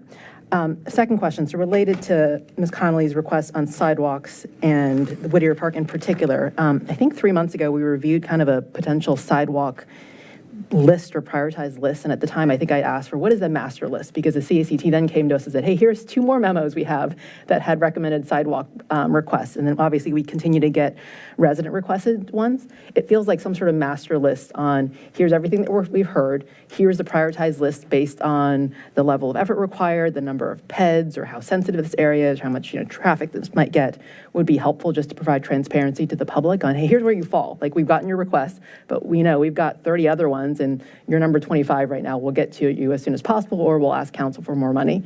But I think that would help a lot of these requests as they come in so that people know that, that they, at least their requests are acknowledged. So that would be my request on the sidewalk front. I know that we are putting more dollars in and there's still obviously more work to do beyond the budget that we have. So that's for the second half of tonight to discuss. On T-zones, we just received the public comment that was referenced earlier. And I guess my request is, based on all the public comments we get, I think one of the big next steps before our work session on April 24th was staff was going to do 2 things. One was kind of what we call the math test, which is based on things like setbacks and lot coverage. Does this math actually work on example T-zone lots? So that's kind of what I call the math test. I think the second thing was the market test. So is this buildable at the end of the day, right? Because the whole point of doing a lot of these T-zone recommendations is to incent the kind of development of housing types and smaller scale development that we want. But we can throw a bunch of numbers out there, but if the market doesn't respond to it, then we have failed in our attempt. And so I think if we can take some of the comments that we received and bump it against that market test that we've asked staff to do, I think that could be a reasonable way to respond to a lot of the requests we have. Because ideally, we all want, less coverage and more setbacks and things, that look and fit more to what the residents would like. But we also need to balance that with whether the market will respond positively to that. So that's what I would request and how to respond to some of the comments we've gotten so far. Because that's something that I think majority of us did ask for following the last discussion on T-zones. Finally, on Park Avenue, I think I agree with the sentiment that I think many of us were surprised that we proceeded to the 60% design phase, both on trees and bikes and some of the other comments. I think that if the ship has sailed on that, I think what would be helpful for the community is just to get a review of here's what got submitted at 60%, here's the comments we heard, here's what got incorporated, here's what didn't get incorporated. At least, again, that we're all then on the same page about where we stand. And then as Mr. Snyder requested, what is the schedule going forward where there is more public engagement opportunity? I think that'd be a good way to kind of at least be on the same page and then figure out how we're going to move forward. So those are my 4 things. Thank you. Mr. Duncan, did you have a comment? Okay. All right. So it's 9:20. We've not yet started on the business on the agenda. I suggest we take a break around 9:30, but we may be able to power through some of this before we do take our break. Yeah. So let's go on to business on the agenda with the idea that we're going to take a break coming up here in the near future. Madam Clerk, will you call the first item on the business on the agenda? Yes, we have TR 23-06, resolution to amend special exception SE 04-0162, as previously amended through resolution 2012-01, to further amend certain commercial use restrictions on the ground floor spaces at 400 to 412 South Maple Avenue. Mr. Shields? So the request is to continue this, to open the public hearing tonight, and then to continue that public hearing to your meeting of April 24th, when we hope to have this item ready for final consideration for the City Council. All right. Any comments from anyone? Mr. Snyder? I guess my comment is that I think we ought to leverage this to get some commitments on affordable housing. Yeah, I think we should certainly explore it in more detail than I've seen to date.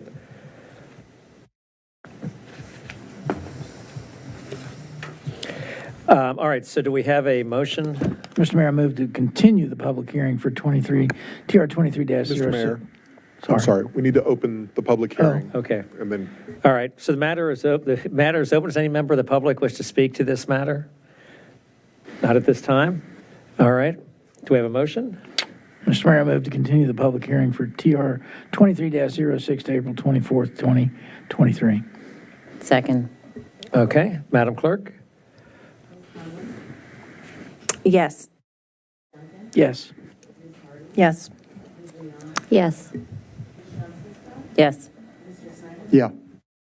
Yes. All right, let's see. So do folks want to take a break now, or do we want to see if we can bang through the election matters, which we may be able to do? Do you want to go ahead and try to get through that? Let's go. All right, we're going to accelerate. This is going to be quick, to the point. So let's call the next item formally, Madam Clerk. Would you like me to call all 3? Yes. Okay. We have TR 23-14, resolution increasing election officer compensation rates. We have TO 23-07, ordinance to amend, reenact, and recodify Chapter 2, Administration, Article 2, Elections of the Code of the City of Falls Church to adjust the boundaries of the city voting wards in order to rebalance the population of registered voters within the wards. And we have TO 23-08, ordinance amending and establishing polling places in the City of Falls Church. All right, welcome back. Long Thank time no you. see. Yeah. Thank you for having me back. My name is David Berkey. I'm the Director of Elections for the City of Falls Church and the General Registrar of Voters. With me is the Electoral Board. I have Renee Andrews, who is Secretary, and Marguerite Shovlin, who is Vice Chair. Russ Ugon, our Chair, could not be with us tonight. I do have a PowerPoint. I have a quick version. And I have a long version. Yeah, because there were a lot of questions that were brought up at the last work session, and I'm happy to answer all of that, including with a historical background. But I can also do this quickly. Yeah, so I think we're going to go with the quick version. How about that? All right.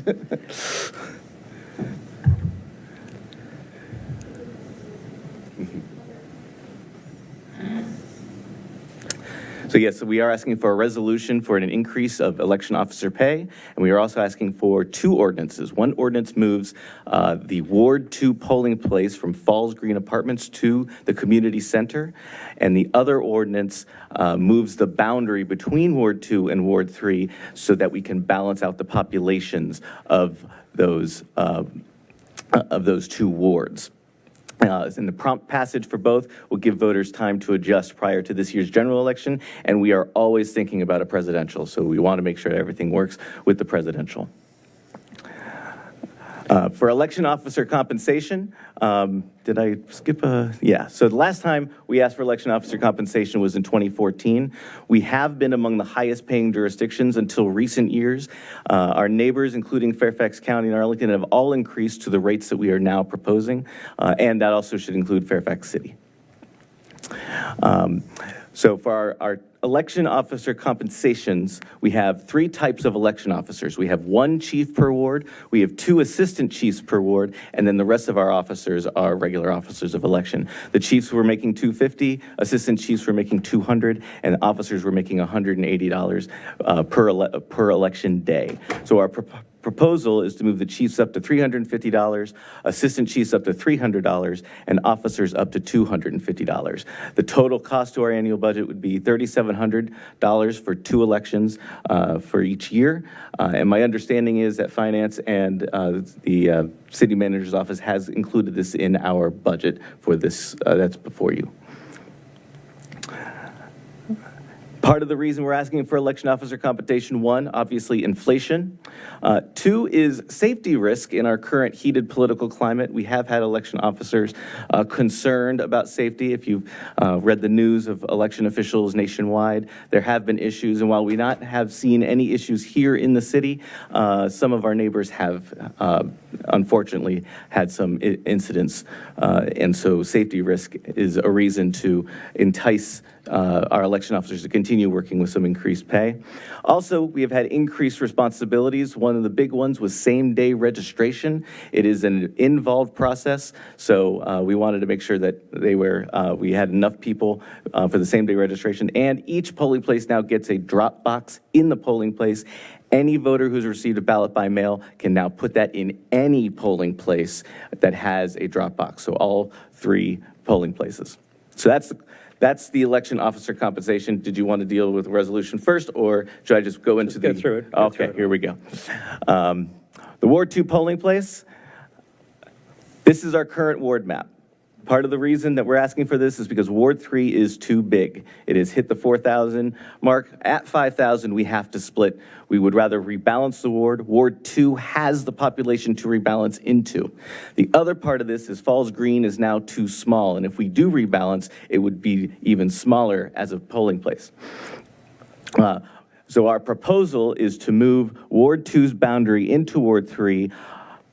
Below Broad Street, it would go to South Maple, and above Broad Street, it would go to Little Falls Street. So the community center is right there on the boundary. It has a gym, which has 5,000 square feet in it. You can put more than 1 polling place in there. We have had 2 in there. The 2019 November election, we had an emergency polling place move, and it worked great.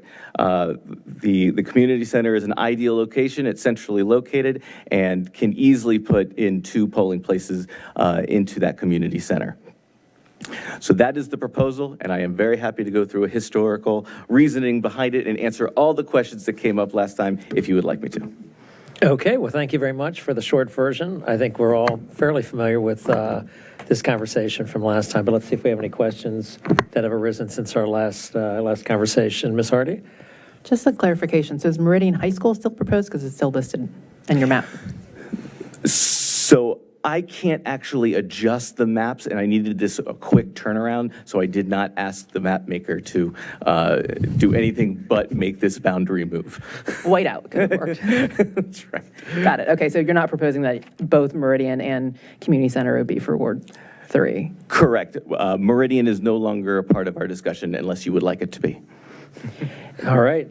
Follow-up question. So when 2 wards vote at one physical location, can people mix together, or do they have to go to separate areas of the building? They do have to go to separate areas, and when we did it in 2019, and this is common across the Commonwealth of Virginia, to use a gym that will have 2 polling places in it. You would have a dividing lot, the divider in the gym, keep each polling place separate, so that when a voter gets in the wrong line, they would not be able to vote in that polling place. It would be sent to the other line to get into there. When we did it in 2019, we did have an election officer stated out front with a big old map to say, this is which ward you're in, this is which ward you're in, this is the line, and it worked great. That was before the resurgence of kind of early voting, so hopefully that won't be less of an issue now. If people There was keep up only the trends. 15% early voting at that time, and so most voters actually did vote on Election Day. Now we're about 50% early voting, so the pressure at the polling place on Election Day, even for the community center having 2 polling places, has been lowered. Great.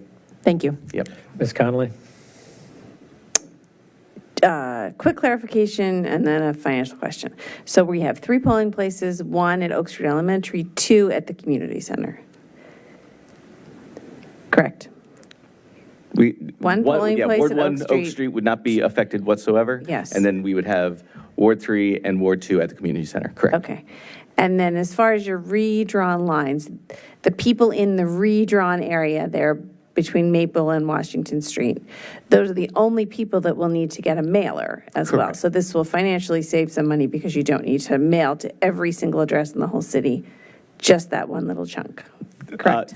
So all of the proposed Ward 2 would get a voter would get a letter. information notice. That little sliver that used to be Ward 3, the only thing that changes is the title of the ward, 2 to 3, but their polling place remains the same. But So all of Ward 2. so 1/3 of the city would get the mailer. Correct. The other 2/3 would not. Okay. And how about down in the bottom there, little 17, a little point there near Tinner Hill? Has that changed at all? So the part that belongs to Ward 1 stays in Ward 1. The part that's in Ward 3, the only thing that they would receive is a voter information notice stating that they are now in Ward 2, but their polling location remains the Okay, same. so there's no change over there either. Correct. Thanks. All right. Any member of the public wish to speak to this item? Seeing none, the matter is closed to the public. Unless there's any further questions or comments, let's go ahead to motions. Anyone want to Mr. make Mayor, a I move to motion? adopt TR 23-14. Second. Ms. Leon on the second. Madam Clerk? Ms. Conley? Yes. Mr. Duncan? Yes. Ms. Hardy? Yes. Ms. Leon? Yes. Ms. Sean Siskott? Yes. Mr. Snyder? Yeah. Mayor Tarter? Yes. Motion carries. Thank you, council. All right, the next item, do we have another motion? Mr. Mayor, I move to grant first reading to TO 23-07, schedule second reading and public hearing for April 24th, 2023, and advertise the same according to law. Second. Again, a second. Ms. Leon, any member of the public wish to speak to this item? This matter, seeing none, the matter is closed to the public. Madam Clerk? Ms. Conley? Yes. Mr. Duncan? Yes. Ms. Hardy? Yes. Ms. Leon? Yes. Ms. Sean Siskott? Yes. Mr. Snyder? Yeah. And Mayor Tarter? Yes. Motion carries 7-0. Thank you. Mr. Mayor, I move approval of TO 23-08. All right, do we have a second? Mr. Mayor, that's not the proper motion for this one. It's a first reading. Move first reading then for TO 23-08, ordinance amending and establishing polling places in the city of Falls Church. I'm sorry, there's more to that motion. Move to grant first reading to TO 23-08, schedule second reading and public hearing for April 24, 2023, and advertise the same according to law. There's actually still some, I just wanted to say that. Once more with feeling. Anytime. Do you want me to repeat that, Mr. City Attorney? Yeah, I think, Are you just sure? make him do it. Just do it for fun. I had to make my last meeting something to think about. Second. Did somebody second this? Can we vote? I did, Well- but I think you need to resecond it. So go Yeah, I do too. Oh, my God. Is that the right form of a seconding? I second every motion previously advanced. All right, and do we have a third on this one now? All right, any member of the public wish to speak to this item? Seeing none, the matter is closed to the public. Madam Clerk? Ms. Conley? Yes. Mr. Duncan? Yes. Ms. Hardy? Yes. Ms. Leon? Yes. Ms. Sean Siskott? Yes. Mr. Snyder? Yeah. And Mayor Tarter? Yes. Motion carries 7-0. Thank you. All right, thanks. So let's go ahead and take a short recess, about 7 or so minutes, and reconvene at 9:40. I'm sorry, is there something? 9:40. So let's stand in recess until 9:40. Thank you very much.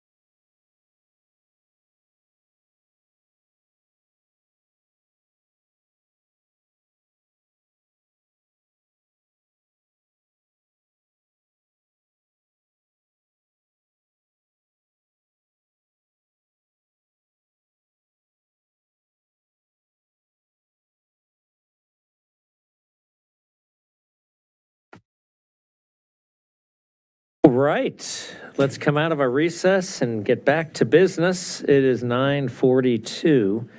Madam Clerk, will you call the next item, please?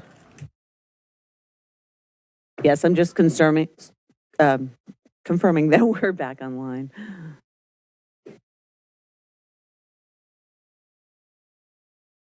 Okay. So our first item is TO 23-03, ordinance fixing and determining the budget of expenditures and revenues and appropriating funds for the fiscal year 2024 general fund, school operating fund, school community service fund, school food service fund, cable access fund, sewer fund, stormwater fund, and capital improvement program funds, and adopting the FY 2024 to FY 2029 capital improvement program. Did you want me to read all these items together? Unless the city attorney objects. Just read them all. Okay. We have TO 23-04, ordinance setting the rate of tax levy on real estate for tax year 2024 and on personal property, machinery and tools, and all other property segregated by law for local taxation in the city of Falls Church, Virginia for tax year 2023. We have TO 23-05, ordinance to amend, reenact, and recodify Chapter 42, Utilities, to revise sewer rates and fees as of July 1, 2023. We have TO 23-06, ordinance to set the stormwater utility billing unit rate in accordance with Chapter 42, Article 7 of the Code of the City of Falls Church, Virginia, as of July 1, 2023. All right, thank you very much. Mr. Shields, what say you?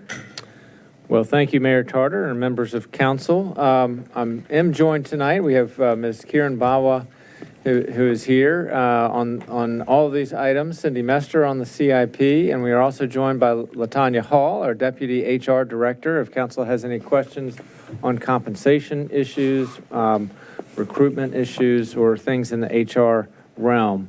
I will note that we do have a work session at the end of the meeting tonight on budget items for follow-up on any questions that council has. And so the council can decide kind of which things you want to handle now as these items are before you and which things will kick off until the work session at the end of this meeting.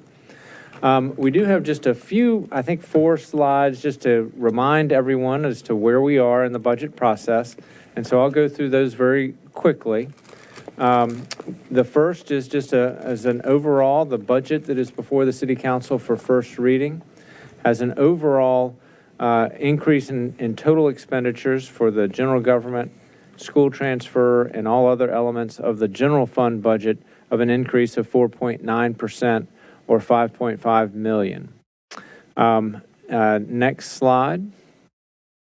We also have embedded in the budget ordinance the appropriation for the capital improvements that would occur in FY24 and the adoption of a 6-year capital improvements plan. And that 6-year plan totals $154 million, and the City Council received an in-depth briefing on that at your last work session on April 3rd. The majority, or $81 million of that CIP, is funded with grants. There's no debt that is planned in the general fund for FY24 or FY25. So in the ordinances that are before you, there's no calling for issuance of debt in the general fund. Next slide. On the tax rate ordinance, both the real estate tax rate and the personal property tax rates are set in the same ordinance. And so that's before you tonight for first reading. And so the real estate tax rate would be at $1.23, which is unchanged from the current fiscal year. The vehicle tax would have an increase of 50 cents. Last year, the City Council reduced the vehicle tax by 70 cents. There is a pretty strong decrease in assessed value in vehicles, or about 18.3%, which, as predicted, reflects moving back towards more normal valuations after the peak in prices after the supply chain disruptions last year. So this would result, even with the increase in the rate, a decrease of just under 9% for your average vehicle relative to last year. Next slide. The last two slides deal with our utility funds. And so what's before City Council is an ordinance that would adjust the sanitary sewer fund to reflect inflationary costs, just to manage the maintenance of our sanitary sewer fund. And that's a 3% increase, which is requested. In addition to that, that basic rate that everyone pays, there's also a series of increases that new hookups to the sanitary sewer system would pay as well. And those are principally paid by developers for the multifamily or the new commercial development in the city, or by a homeowner if there's a subdivision and a new lot is created that has never had sanitary sewer service before, that property would pay those connection fees as well. Next slide. On the stormwater fund, also similarly, we're asking for a 4% increase in the impervious coverage rate. And that would be about an $11 increase for your average homeowner in the city, from $257 per year to $268 per year. Because the city's been working to get federal and state grants for stormwater flood mitigation projects, many the more significant rate increases that we discussed about 4 years ago to fund those projects, these grants will mitigate those rate increases, which is good news for our ratepayers. Next slide. So this was requested by council just sort of to tally things up. The $364 increase due to a 3.6% on average increase in assessed value for residential property in the city. So that's one thing that taxpayers or homeowners in the city would pay. We do tally just as a hypothetical. If a household has two vehicles worth $16,000 each, that will be a decrease of just under $100. And then the $15 increase for your average sanitary sewer rate and $11 increase for your average stormwater bill payer. So tallying those together, the impact of the budget is about just under $300 impact for household budgets in the city. And I think those are the key things we wanted to just survey for the City Council as information. Of course, we've had much more in-depth presentations prior to this, but we'd be happy to answer any questions that you have. All right. Are there questions we have? I guess what do we decide on questions that we want to discuss in work session versus now? I would just say let's get bang through as many questions as we can right now. I mean, it just seems putting off till later in the evening. It just seems like it's not really a great idea. If people have questions, I'd say let's ask them. I'm going to ask the general public, if anyone in the public wishes to speak to any of these matters that are before us right now. It's open to you right now. Seeing none, the matter is closed to the public at this time. Okay, so do folks have comments or questions or concerns they'd like to address right now? Ms. Hiscott? Thank you. I wanted to start with the unfunded needs on page 17. The number that jumps out of this, basically of this whole front section, is the additional funds for street paving with the request of $1.75 million. And then underneath it, there are additional funds for sidewalk, crosswalk, signal upgrades, and sidewalk repairs. And I find those incredibly actually alarming that we have so many unfunded needs on the basic tenets of what I think we should be providing our citizens, roads and sidewalks. We're talking about roads and sidewalks pretty much every meeting in some way, shape, or form, whether it's safety, intersections, traffic signals. And so I wanted to hear a little bit more about why those numbers are so large in our unfunded section of the budget, because that's quite concerning. And I'll just leave it at one question. We can address things independently, I think. This ties into so many others. So what's in the budget, and Ms. Bawa, correct me if I have any of these numbers wrong. I'm going from memory. I don't have them in front of me. But for paving, what's in the budget right now is $450,000 for street paving. And so that reflects the increase. We were, I think, at $350,000 2 years ago, and we were at $250,000 in the years after the recession. So we've been trying to get us back, built into the tax rate, a more sustainable repaving budget. We have not gotten where we need to get to. But we are trying to make progress on that and build more into street paving on the budget each year.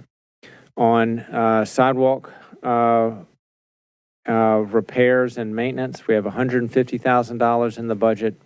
And on signals maintenance and repair, I believe we have $250,000 in the budget. So what DPW is telling us is that for sidewalks, we would need another $400,000, and for signals, we need another $150,000. So, you know, those are the numbers. I just wanted council to be aware of those. So to be clear, to accelerate any of those programs would be an increase in expense, which could increase your tax rate. That's right. So what our strategy has been, we do have, about $90 million in the CIP for road improvements throughout the city. Most of those are geared towards safety improvements and pedestrian facilities. When we do those projects, obviously everything is brand new when it goes in. Usually they're built to a much higher standard. Typically we have brick pavers. We follow all the streetscape standards. And so the good news is they all get in new, but then the thing to reckon with is that we now then need to maintain those upgraded facilities. And maintaining brick sidewalks is more expensive than maintaining the old concrete sidewalk.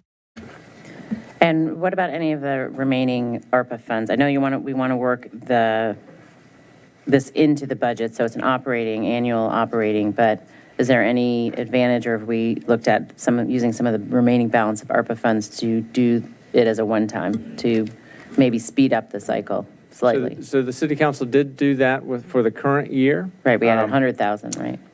That's right. The council has formally appropriated all the ARPA funds. We are hopeful that there's $900,000 left to continue to fund the positions, both on the 6 positions, the 3 positions on general government and the 3 positions on the school side for the next 2 years. So the ARPA balance is $900,000. would be used up entirely funding those partial That's correct. staff.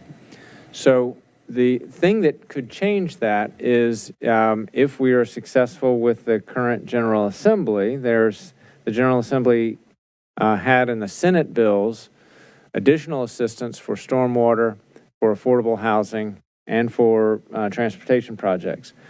And so if those do come through, then we can have a discussion about possibly freeing up some of that ARPA money and redeploying it. But the General Assembly has just announced that there's not going to be any action on the budget until June at least, and so we're going to be not knowing that when you adopt the budget in May. Okay, thank you. Can I ask a follow-on question related to that? So we spent a lot of time earlier talking about sidewalks. And so based on the level of investment in the budget today, taking a step back, is the list of sidewalk repairs and maintenance getting smaller? Are we keeping up with demand with the level of budget, or is the list just getting bigger and we're not keeping up? I think it's the latter. It's getting bigger and we're struggling to keep up. And, what can happen is, like in the streetscape in front of the Harris Teeter, that 301 West Broad was done before we've made developers maintain bricks in perpetuity in front of their buildings. So the city maintains the bricks there. And we've had, about $40,000 of repairs to that one small section of sidewalk in the last year. So those are things that, that's just one example of, when you build things to a higher standard, they're much nicer, but they are more expensive to maintain. Got it. So I think it just undermines Mary Beth's request to kind of revisit that discussion. If there's an alternative that looks like brick, but does not perform like brick and is cheaper maintained, I think that's important to get to. So if we added in any of these categories, so the brick sidewalk maintenance, for example, would that get us caught up? Because I hate the feeling that we're always just behind. If you funded at this number here. Or found one-time money elsewhere through Right. the General Assembly or some other means. Well, yes. Taking at face value, the answer to that is yes. Okay. Thank you. Other, Ms. Sisko? An add-on to that in terms of, I'm assuming that in front of Harris Teeter, for instance, that it wouldn't be, I'm just thinking an alternative is to replace the brick with the stamped brick or the concrete, but I'm assuming since you're only replacing parts of the sidewalk, that still would be less expensive than replacing it in entirety with something that's cheaper longer term. Does that make sense? Now you're getting kind of beyond my pay grade. We need to bring in some more technical. Just something to think expertise about on those moving options. forward. Yeah. At what point in time is that cost-benefit analysis such that you remove it and replace it with something cheaper to maintain in the long term? Right. Thank you. Other comments? Ms. Conley? So we heard several requests tonight for funding from different areas that are not in the budget. The Tinner Hill Heritage Foundation asks for $50,000 more for public art projects. HSAC asked for some funding. There was a request for money to go towards the tree inventory, which I don't think is in there. I don't know how others feel about those things. I feel like those are things that we should at least discuss and see what the sentiment of council is on those 3 items. And one thing, just to keep in mind, there is $80,000 of council contingency that's built into the budget proposal, which is not, I'm sure, equal to the task of needs that might come up, but that's one starting place for. Why did you envision that contingency as just going into the budget as contingency so council could decide throughout the year, or us determining a use of that money prior to the vote? I didn't have a preconceived notion. Okay. The council, if the council wished to appropriate it now, that would be fine. But we could also just appropriate it as contingency That's and make a correct. decision throughout the year. Okay. Ms. Hardy? Yeah, so in response to the comments that came up, I took notes on, I think, the 4 or 5 things where you got. So I'll start with the tree inventory one. That does not feel like an operating. It feels like we had talked about one-time money for that, and I think we revised it down from $100,000 to $50,000 because we thought that would be reasonable. Can we find $50,000 in one-time funds to take care of that? So I think it is possible. I would like to discuss it with DPW in terms of some of the other conversations we've just had in terms of what staff's recommendation might be on a priority for, a dollar amount of that amount. Yep. And then the crossing guard request that came for Broad and Spring, I don't see that listed as an unfunded need on page 16 of the unfunded needs page. Is that something that Chief Gavin has vetted and believes should go on this list? Yeah, I noticed that as well. After I made that comment, I checked, and it is not listed as an unmet need. Let me follow up with the chief just to get her thinking on that. Yep, because I think she probably has the best view of all the needs across her department and where that one would fall. I think I'd like her input on that before we deliberate more. Those were the 2 I think I said. And then I guess the HSAC ones, I'm sympathetic to those needs. I think we all feel the importance of those services and the increased cost there. So it'd be nice to be able to take care of some of those. Unless other people have questions, I did want to talk about a couple things from the budget Q&A while we talk about unfunded needs. So question number 13, so thank you for being responsive to the questions we provided last week. This is about the 30 to 40% ADU units that we currently, we have 3 of them, and I think staff's proposal is to add 2 more, and the 2 more are funded, but I had proposed a question of instead of taking 60% ADUs and essentially losing them, can we take market rate units and convert them to those 5 30 to 40% AMI units? So essentially we don't lose current units of housing stock and actually are adding 5 units of housing stock. And why? To make sure I'm understanding the math that's presented in the answer. Right now, the request is for an additional $34,000 total to take care of 5 units using the strategy that staff has. If we were to take it from market rate units, the delta is around $100,000 more. Is that correct? I don't have that Q&A right in front of me, and that was prepared by our housing staff. My recollection of it was 195,000. Okay. So the minimum was 95,000? 236, yeah. That's right. So between, essentially in round numbers, between 100,000 and 140,000. Yep. And so if we take an average, like let's say we can get them for $100,000, 5 net new units, that's 20,000 unit a year, which when we think about to get those deeply affordable unit levels, which we know we don't have very many of in the city, if any. And these are, I think, housing for jobs like custodians, home health aides, food prep workers. I think the demand for housing in these levels are really high. And so I would like to be able to fund this. And I think when we look at whether this is an efficient use of funds, I think when we look at the cost of an ADU based on the VC contributions we get, this is a far more efficient way to do it. And so I think it's worth us looking at these numbers and deciding whether this is the kind of investment we want to make as a community. I certainly would be in favor of it because I know that looking at the housing wait list, we have a lot of residents who would like to be served in this way. And I certainly don't like the idea of taking away 60% units that also have high demand. And so if we are willing to take market rate units and essentially buy the rent down to the 30 to 40% levels at $100,000 a year, I think that's worth that investment in our budget. So that's my comment on question 13. Question 19, which I had asked about senior tax relief, based on the data that was provided by the treasurer, it sounds like we need another 50,000 more. Is that correct? That is correct. And so Ms. Bawa looks like she has some things to say about that. So that is correct.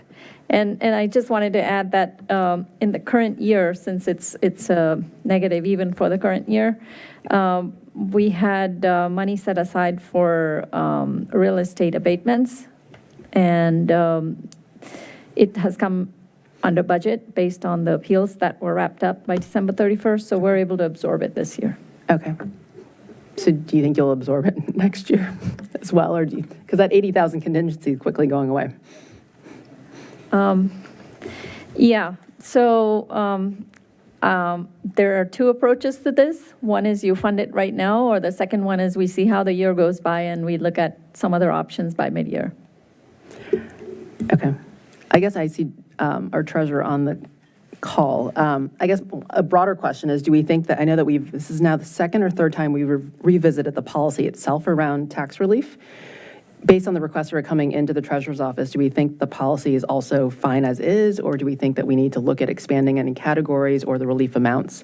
Because obviously it's just gotten more and more expensive to live here. And so I'm sensitive to that need. I'm here. This is Jody Acosta. I think that the growth is really coming from, I mean, so far we've been spot on with our projections for tax relief for the seniors. Before we had this recent spate of, we had 5 applications for disabled veterans that came in after we completed our budget for this year. So that's what's putting us over for this year. And so the growth seems to be coming from the disabled veterans every year. And there's just no way to predict that.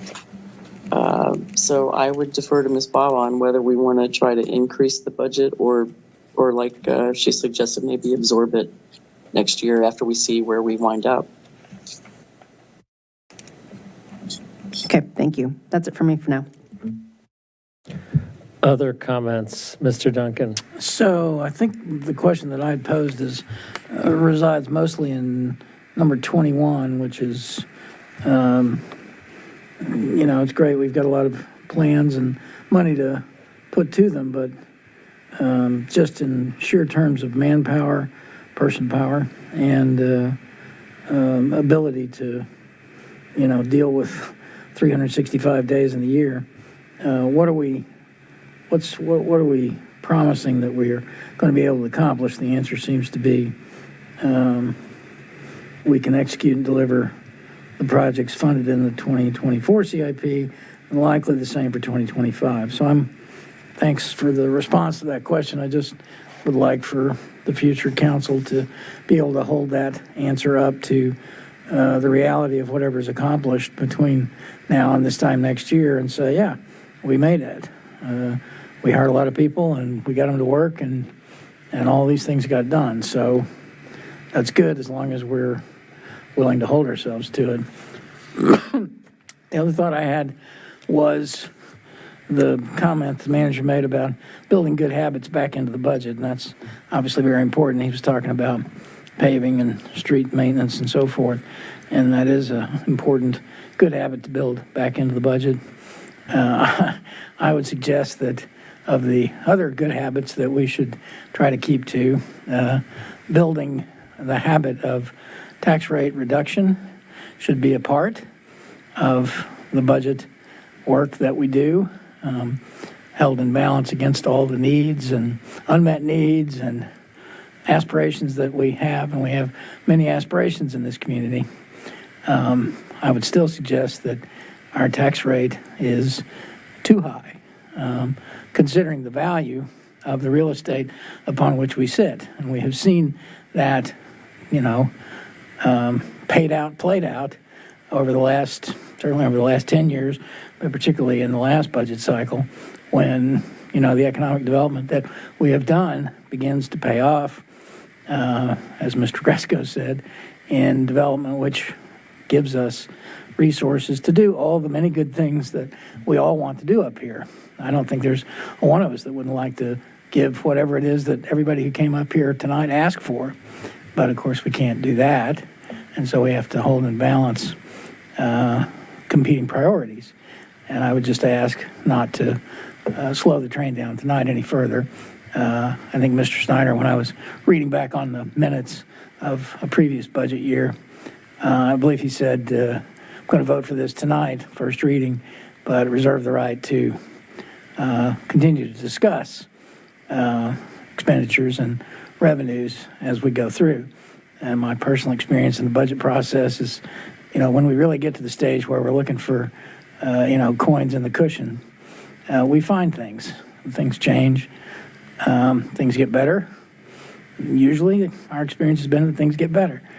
Sometimes the state legislature throws a curveball like the one we heard today, which is very, very disappointing that they can't get a state budget settled before, the end of June. It really puts local jurisdictions in such a difficult position.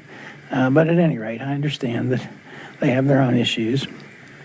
And I would just ask my colleagues to continue to consider the tax rate as we continue in our deliberations over how to raise and spend the revenue that we have. Thanks. All right, Ms. Leon. My question is on headcount.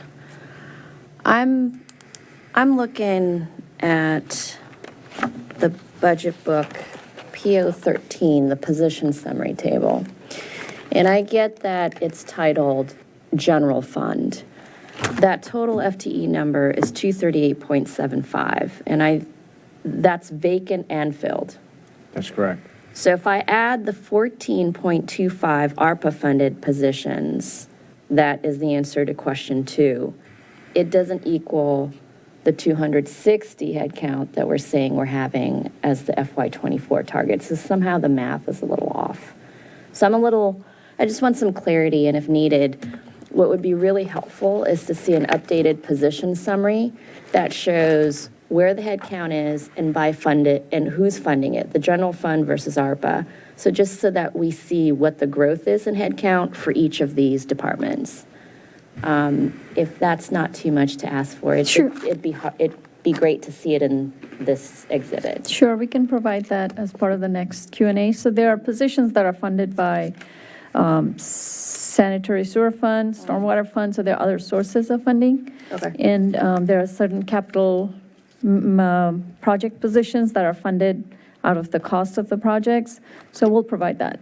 Yeah, I think the key is where is the headcount by division, net new delta from last year, who's who's also funding, where's the funding coming from too, so that we can see the growth. Because, we're talking about unfunded well, there's unfunded projects, but then there's also capacity. It'd just be good to see that in a table somewhere. That'd be my ask. Now, when I take a look at question 2 for those positions that are ARPA, for example, there's a photo enforcement police officer that's 0.75. When I scroll down to the question that lists all the vacancies, I also see a photo enforcement officer. So is the strategy from a position summary perspective to move those term FTEs that are funded by ARPA into the permanent positions that exist as a vacancy? Are you creating new positions for those ARPA positions? See what I'm saying? So from a position perspective, I think all of our ARPA positions are Still ARPA funded. Yeah. So which is my worry, because at some point they're going to fall off a cliff. So are we intending, there's an opportunity to move ARPA positions to your vacant positions, because those are funded, right, as a baseline. So is that are we thinking about the timing and the strategy for how we can move, I call term FTEs, which have an end date because their funding ends, into kind of our baseline? So that is an option. It's, every position has a mission associated with it. And so if we were to do that, if we were to defund a position that's in the budget and have that be, have one of our ARPA positions covered instead by the tax rate, then that's just a change of mission. Okay, so you're trying to balance how you align the mission piece of how you're funding that as defined by the pot of money with that role. Okay, just balancing. And specifically, the photo enforcement position is not ARPA funded. It's funded by the revenues that are generated. So. Okay. I'm looking for ways on how we can, is there any way to move? What I find that position control in the government can be an art. So right? So when we talk about all the unfunded positions, SRO, right, is there a way to leverage some of our vacancies, right? And still kind of get some of our unfunded FTE counts met without raising the total 260 that we're saying in questions 2 is the target headcount for 24. So that is an exercise the city manager goes through before proposing the budget to review the current list of vacancies and see if there are any possibility of redeploying any of those vacancies before adding a new position in the next year's budget. Okay. And that's an exercise we have gone through. We've discussed it extensively with department directors when we meet with them one-on-one. And most of the positions on the vacancy list are being aggressively recruited for. And adding another position means there is more work for that position. It's not like that vacancy can replace or fund the new position. So talk to me about when we say aggressively recruiting, are we looking at like locking in on, 50% of those vacancies before June? Before the start of this fiscal year? Like how aggressive is aggressive in resulting in filled headcount that it reduces our vacancies? I think operationally, we want to fill every vacancy that we have as quickly as we can. So We're not viewing, when we put out, every vacancy is advertised, it's out on the street. When we take that step, we're fully intending to fill that vacancy. The decision as to whether we want to fill that vacancy, that's made before the advertisement is posted. That's where the assessment is, do we need to fill this vacancy? Yeah. And in this growth environment, every one of those discussions is met with a very passionate and fierce advocacy by the department head that we need to fill the vacancy. Okay.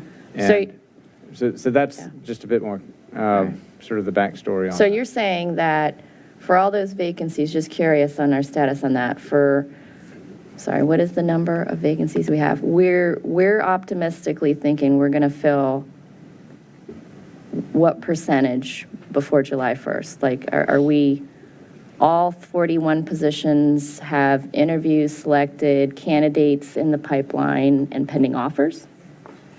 No, all are being advertised. We can get you the numbers as to where they all are in the process. But I think the thing to think about is, I think the council should assume that they're all going to be filled. If they're funded, they're going to be filled. So That's what we're trying to do. Okay, so you can't move folks, okay. Okay. I'm pausing, that's it for me right now, Mr. Mayor.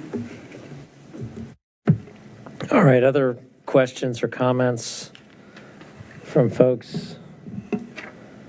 Remember also, we've got a lot left to go tonight. We've got a new project to see. We've got some other work session items as well. So if there's nothing that is pressing, this conversation will be continued. Does any member of the public wish to speak to any of these items? I've probably already done this, but anyway, seeing none, the matter is closed to the public. Let me ask the city attorney. I did not make a disclosure at this point, and neither did Ms. Conley. We have done this, I believe, previously. Is it your position that we do not need to make another disclosure at this time? That's correct. Okay. Would anyone like to make a motion then? At this Can I point? make a motion? Yes, you can.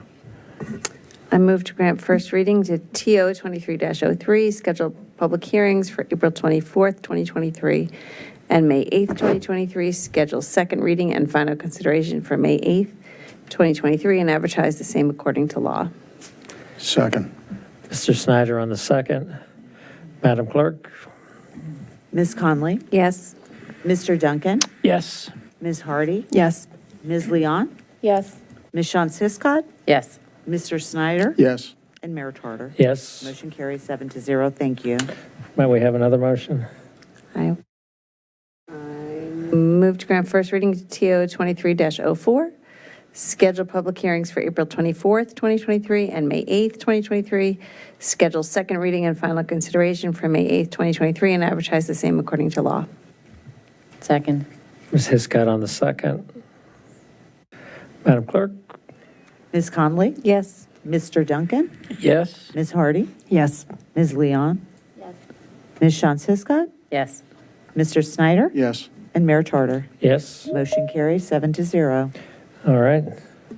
I move to grant first reading to TO 23-05, schedule public hearings for April 24th, 2023, and May 8th, 2023, schedule second reading and final consideration for May 8th, 2023, and advertise the same according to law.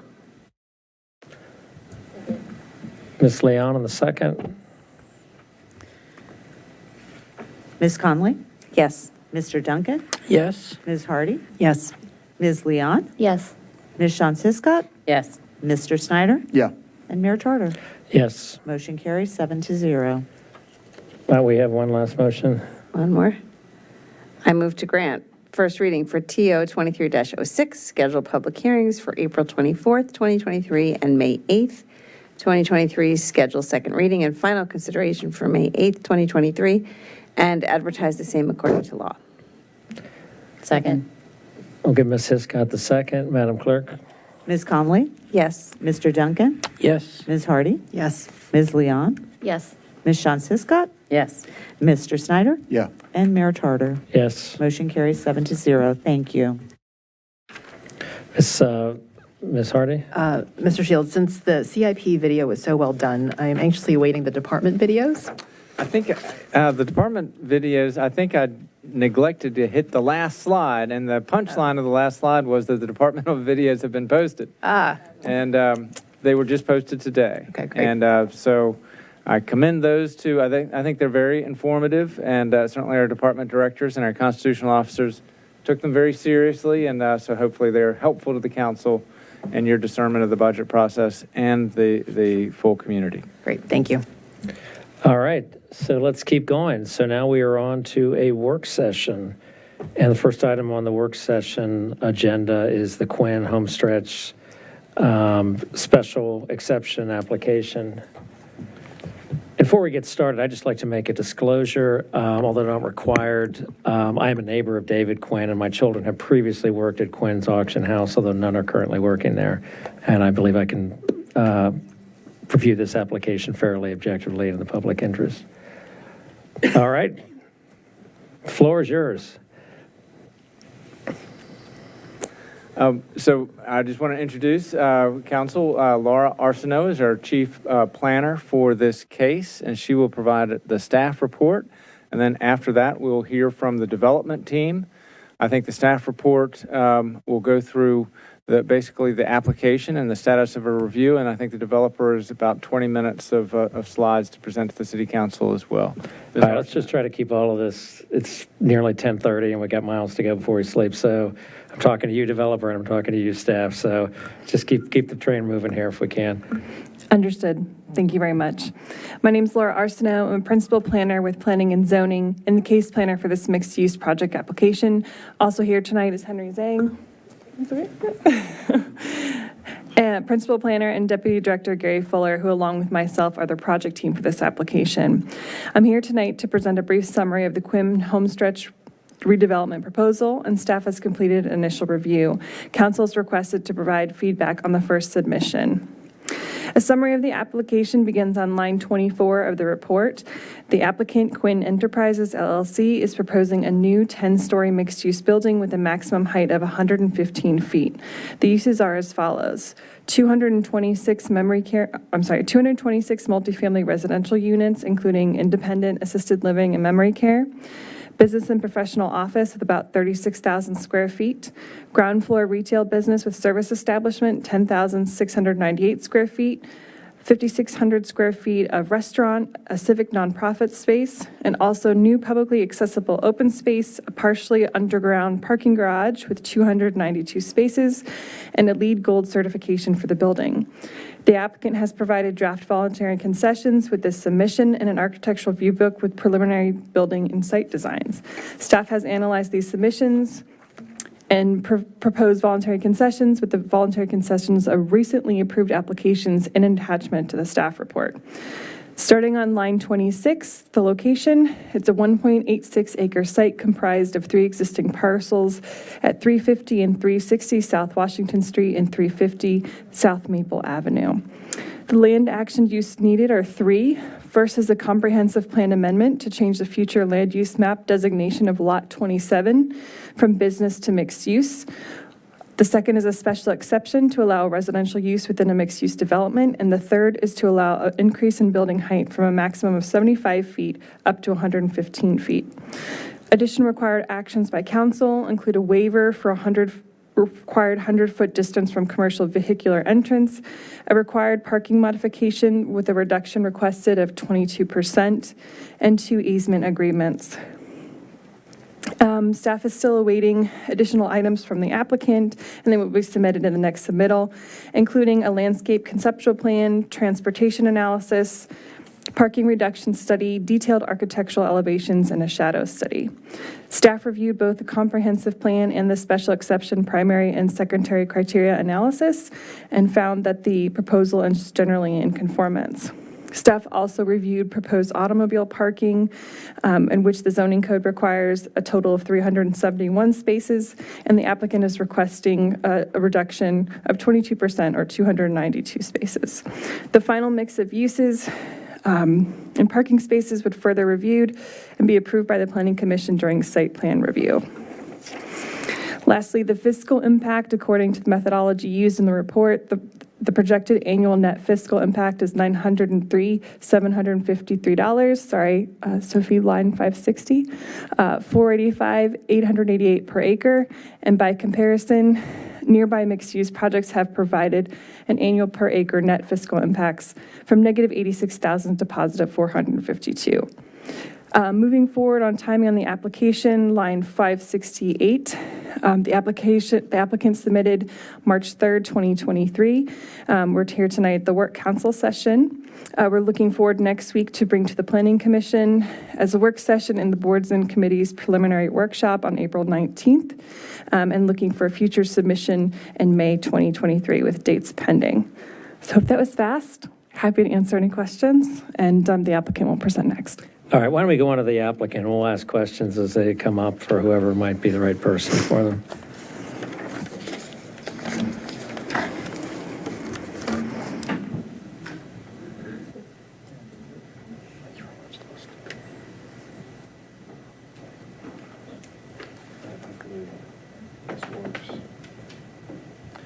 Thank you very much, Mayor Tarter and members of council. Good evening. My name is Andrew Painter with the law firm of Walsh Colucci. I'm speaking tonight on behalf of the applicant, which is Quinn Enterprises, LLC. Paul and Catherine Quinn, many of you all know, are the two members of Quinn's Enterprises, LLC. Our entire project team is available online virtually here this evening. We are very excited to be here. This project has been a long time coming. We wanted to put our best foot forward with our initial submission. Staff mentioned we did submit voluntary concessions with the initial application. And despite the amount of time that has gone into this project, we are in the beginning of the review process. We have many months ahead of us to solicit community feedback, staff comments, as well as council and planning commission comments as well. Before I go any further, I did want to introduce Paul Quinn. Much of the direction of this particular application, including the land use makeup and the specific design, all the way down to the type of species that we're going to be hopefully including in the open space, has been driven by his vision in particular. So I'd like to recognize him to come up to the podium and just say a few words. Paul?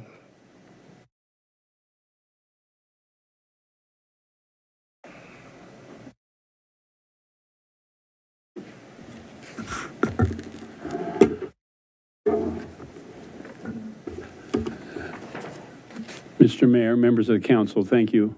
My wife and I are pleased and elated to be bringing this project to you finally for your consideration on this special exception report. Two things I would simply like to say briefly. From a background perspective, my wife, Catherine Garhart Quinn, came to Falls Church in 1948 as a 3-year-old. Her father, released from the war, finished his college degree, took a job with Fairfax County Schools to teach mathematics. They moved from Western Pennsylvania to here. Since that time, Kathy has spent all but about 10 years living here in Falls Church. And that time was spent when she was away at school, and then when she was working at Georgetown University Department of Pediatrics.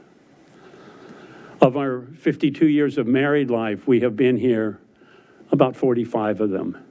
Falls Church is our home, it's our way of life, and we are really, really excited about this project. We think it's important because we have tried to create an entity that would provide a senior living experience with other complementary and complementing features. And so you see medical office, you see restaurant and food, you see a park. We are thrilled that there's interest in turning the Rolling Road section into a park that will be affiliated and associated with this. I'm pushing that park should be dedicated to Virginia native plants and trees as much as we humanly can do that. It is our hope that when the project, if it gets approved, and we expect it to be approved with the appropriate modifications and so forth, but we expect it to be on the list of people who will live there, God willing, we live that long. And I don't mean to suggest that it will take that long, but we're getting older. The other thing that is important to us is we have tried to insist that the environment that we're committing in this single phase project will in fact enhance one another, that the items of business and commercial will enhance the life of and the experience of those who are living here and vice versa. We look forward to our grandchildren biking over to visit us when they get a chance. I'm so proud of our team. I'm proud of our city staff that have worked with the team to get to where we are. And I promise you that if we hit a snag, call me. I still have a phone, and we'll get right on it. Thank you. Thank you, Paul. Mr. Mayor, with your indulgence, I would like to recognize Andrew Teeters. The impetus for this project was not only driven by the Quinn family, but many of you all remember Andrew Teeters, who was previously with Monarch Communities, and he was looking at the Stratford Motor Lodge site. And it was through a recommendation by city staff to talk to Mr. Quinn, I believe, that led us here this evening with the vision that he has. So, Andrew? Yes, again, Andrew Teeters. I'm the senior housing developer working with the Quinn family as well as Homestretch. And as Andrew just mentioned, I've been looking at properties in Falls Church over the last several years. We know there's an aging demographic and a desire for seniors to remain in their community. And so we've been relentless about finding the right project. As Andrew mentioned, we were working on Stratford Motor Lodge. It ultimately wasn't the right project, but it did provide the introduction to the Quinn family.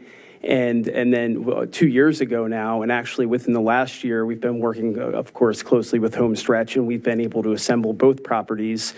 So we're really excited to bring this mixed-use development to you tonight. It provides a full spectrum of senior housing, a rental community with senior apartments.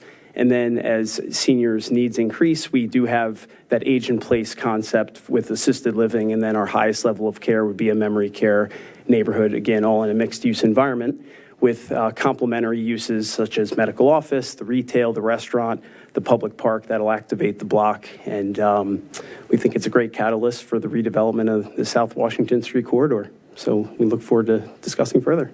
So picking up on Andrew's comments, when we stepped back and we thought about what this project sort of represents, we kept coming back to sort of 6 design drivers of the overall vision, some of which Mr. Quinn touched on. First, we do believe that this is an effort to create a true mixed-use community with a mix of medical office, ground floor retail, restaurant uses, independent living, assisted living, and memory care uses all in one place. And it will complement the other urban development projects that are up and down South Washington Street and South Maple Avenue. Second, at a time when most projects are seeking to reduce the amount of non-residential in a project, we are proposing nearly 52,700 square feet of commercial uses between, Class A medical office uses, about 36,000 square feet, 16,000 square feet of new retail restaurant uses, and more. We are, the third bullet point, we do view this as a positive step in the implementation of longstanding city policies, planning policies, particularly the South Washington Street Small Area Plan, which was adopted about a decade ago or so. The fourth bullet point, we are looking for a fiscally beneficial project that benefits the city treasury and does not drain it. The city's fiscal impact analysis, as Ms. Arsenault mentioned, demonstrates that the project is substantially fiscally beneficial to the tune of about $903,000 annually to the city. Fifth, we wanted to have a well-rounded community benefits package, both in terms of dollar amount and breadth of commitments. We are trying to strike a balance, I think, as all land use applicants do, in weighing different priorities, desires, and wants and needs of different constituencies in the city. There's obviously a lot left to negotiate in this process, but we wanted to put our best foot forward with our initial submission. And last but not least, we are looking to create a project that will serve as a catalyst for encouraging redevelopment and new investment in this area of the city. This is about not just redeveloping the site, but turning it into much more of a community gathering place, creating a large publicly accessible pedestrian open space zone, and more. As Mr. Quinn mentioned, these are sort of the 6 things in this Venn diagram that all come together. Everything sort of is synergistic as far as its benefits. As Mr. Quinn mentioned, first is the commitment to senior housing, to provide a comfortable and dignified place for the city's largest demographic group to age and have their needs met as they grow older. Second, number 2, to be able to provide direct access to those residents and residents of the surrounding community with food and restaurant uses. Third, the largest commercial component is the commitment to medical office to serve the needs of building residents and the broader community. This is a site that is located on South Washington Street with direct access to Merrifield and Inova Fairfax, as well as Virginia Hospital Center to the east. We are doubling down on medical office. We think it's a great location for it. Number 4, pedestrian mobility. We are emphasizing connectivity for all mobility levels through the block, between the block, connecting all of the roads and streets that surround us. Fourth is substantial outdoor park space with natural and native species that are immediately proximate to the building, which is so important for the residents of the building. And last but not least is an acknowledgement of our history, including the historic Rolling Road and the Tinner Hill community. Mr. Arsenault mentioned where the site is. The application property is 1.86 acres, outlined in red, and then you can see the adjacent Fairfax Street right-of-way, which is about 0.27 acres, 12,000 square feet. The existing improvements on the property today are approximately 41,000 square feet of commercial office. These are buildings that were built in 1981. They have not changed since then, and it is, the majority of them, vast majority of them are vacant today, and the site is zoned B2.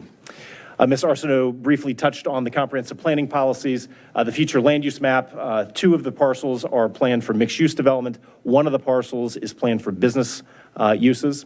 The 2005 comprehensive plan encouraged this area to be developed with higher density development with integrated parking structures. The 2013 South Washington small area plan, this plan groups it within the city's core commercial area, which is an area that is planned for the densest development in the city's downtown. This is not unlike the area that's closer to the bowling alley and the intersection of Broad and Washington, south of Broad Street. The requests of council that are mentioned in your packet, 2 special exceptions, 1 for mixed-use redevelopment, 1 for an increase in building height from 75 feet as a matter of right in the B2 district to 115 feet. There is a request for an amendment to the comprehensive plan's future land use map to have all 3 parcels be planned as mixed use.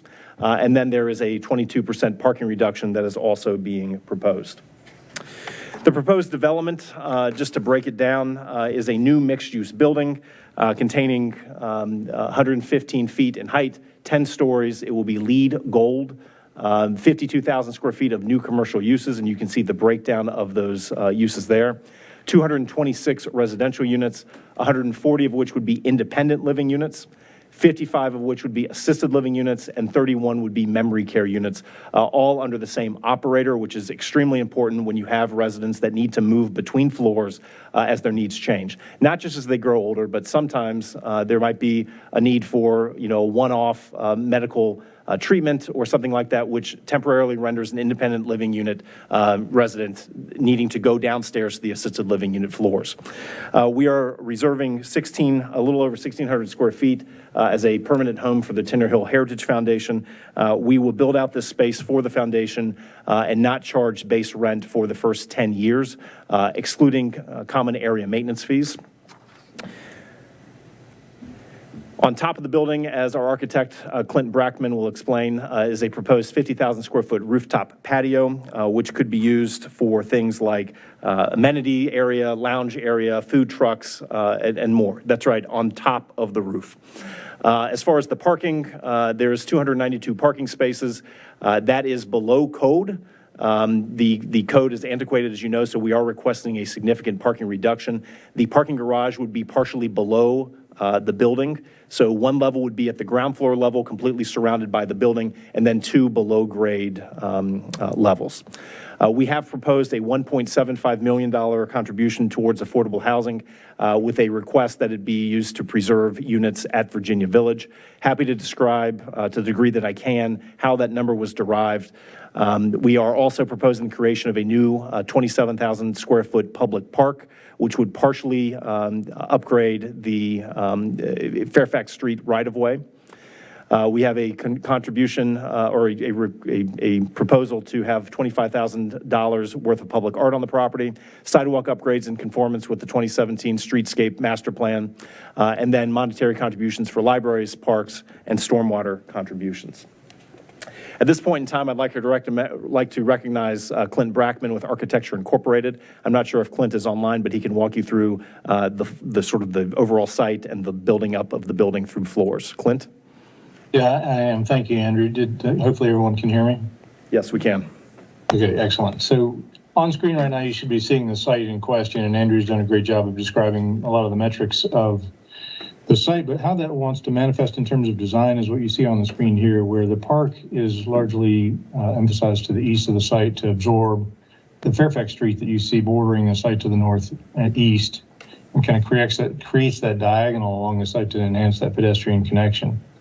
That affords us the opportunity to maximize the buildable envelope to the west of the site for the building itself. And we've done that by largely following the property lines, allowing appropriate setbacks for distance to the property lines to allow us the window openings that we will need, but allowing that to inform some of the geometry of the building.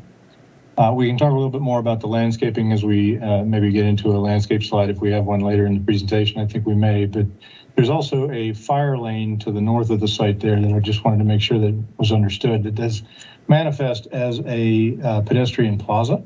So certainly emphasizing the pedestrian connection everywhere that we can on the site. And if we go to the next slide, I can show you kind of how the first floor is articulated with where the spaces are in the building. So the area to the south, that magenta area, is the two-story lobby that would be the entry area and access to the elevator core. That core then provides you access to the parking levels, which we have two, P1 and P2 below this level, as well as the second floor above this level, which is our medical office building floor. And then with proper credentials as well from third floor through the 10th floor, which is the senior living facility in the building. All of the retail spaces, which are in that muted orange color, are oriented to the north and east, maximizing the frontage of all the retail on the park area itself. And as you can see, about half of this floor is dedicated to parking area with a unique feature of a drive-through capability where you can drive from, for example, South Washington Street through the garage and exit onto South Maple or vice versa, as it is two-way traffic. But then, of course, there's a ramp down to the P1 and P2 levels. And it's on this South Maple facade that we would have access to our loading dock as well for functional use of the building. If we go to the next slide, I think we show our two levels of below-grade parking, which, as you can tell from these images, is the preponderance of the parking in the building. I think of the 292 spaces, 18 exist on the upper level, meaning the grade level, and the balance of them are on the P1 and P2, all accessing the building through the four elevator core that you see to the south of the plan. If we can go to the next slide. This shows you the organization of the second floor. Again, that area in magenta is the two-story lobby with access to a monumental stair that would bring you up to this elevator core as well as to the second floor. And then the blue area that you see is all medical office uses on this floor. And so we have approximately 36,350 square feet, gross square feet of medical office use on the second floor. As we continue up the building to the third floor, this is where our residences begin. The third floor is our our memory care floor of the building with 31 memory care units and a small collection, only 3 IL units. The feature of this floor that's kind of unique is the shared kitchen that you see in the plan there, serving both the memory care dining room as well as the IL dining room, and the memory garden that's labeled to the left of the plan, which is, of course, an outside roof deck area affording a private roof deck to the memory care resident. While at the same time on the east side of the building, off of the IL dining room, we have a similar rooftop terrace area. And that's consistent with a theme that you'll see as we continue up the building, where we're terracing back the massing of the building as we go vertical to help break down the visual scale of it and at the same time limit the shadowing.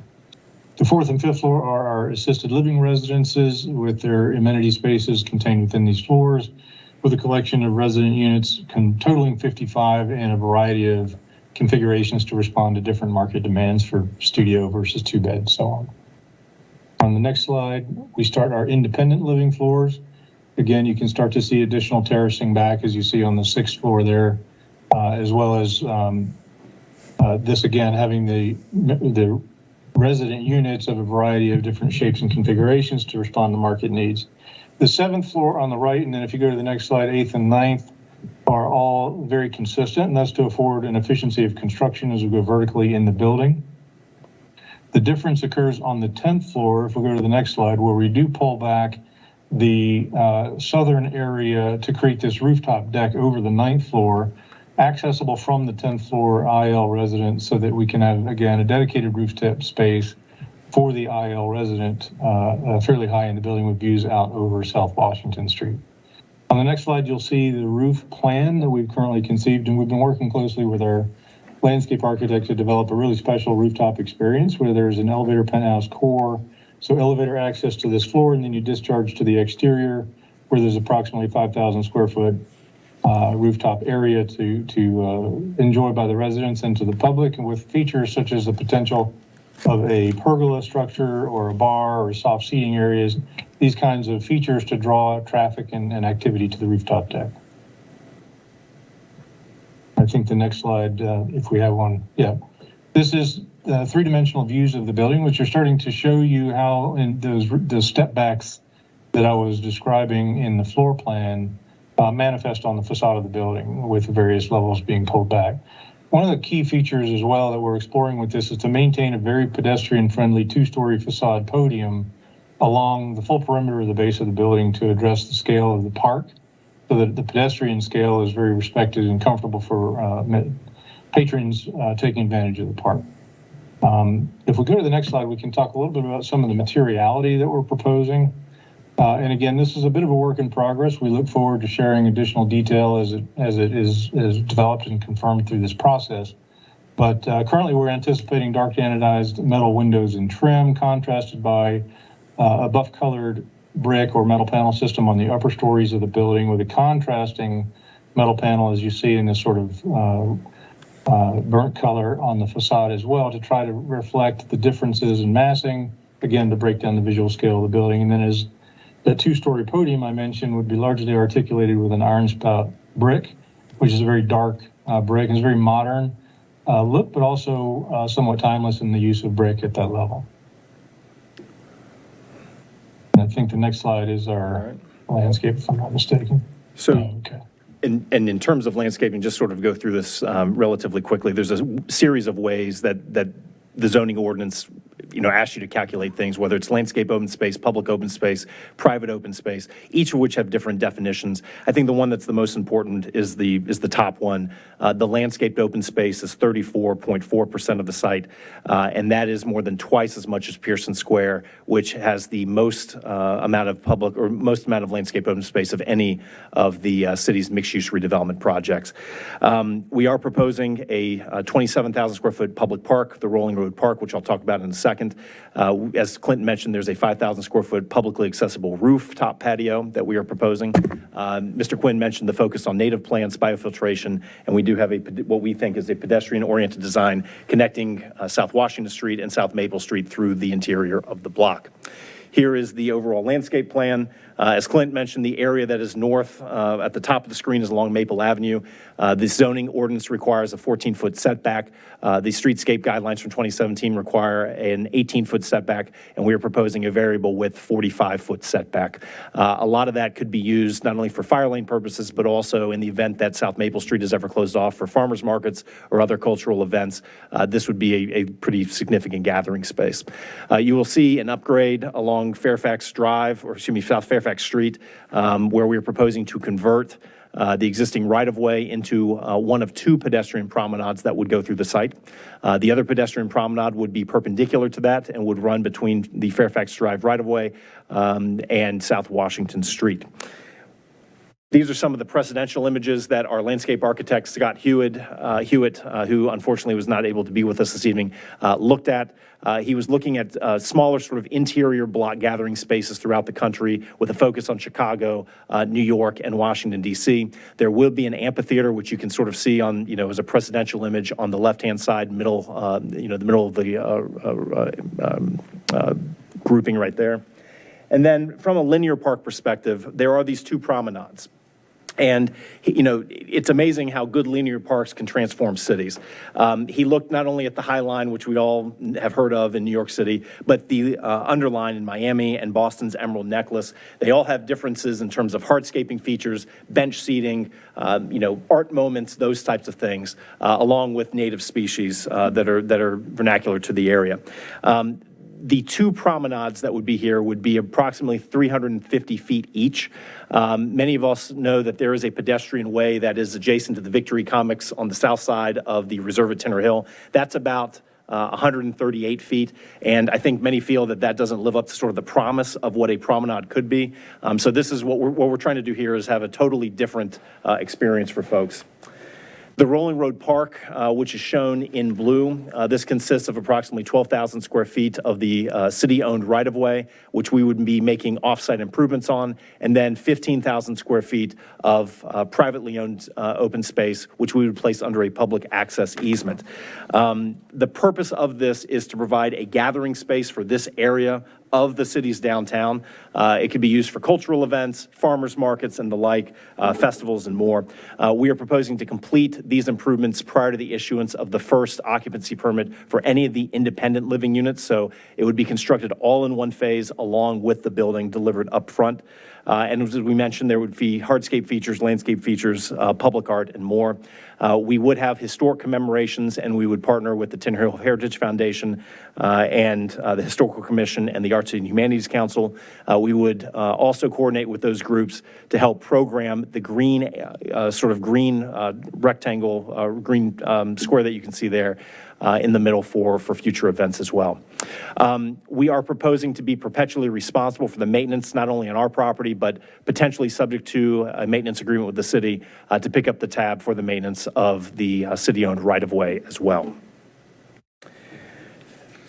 Series of transportation upgrades come with the site. In the interest of time, I'm not going to dwell too much on this, but I will say that we are proposing 5% EV chargers day one, and then running an additional 15% of the total number of parking spaces for future EV installation as well.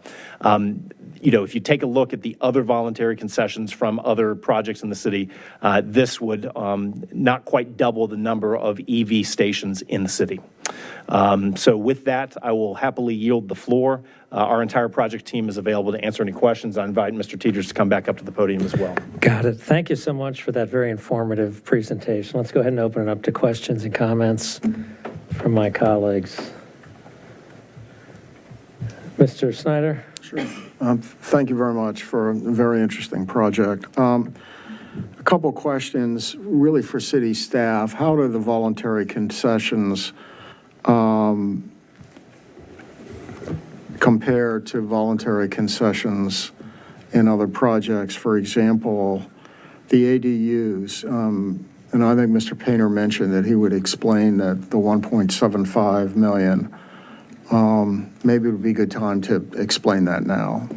How did you arrive at that number? Sure, and you know, our fiscal analysis that we provided probably does a far better job.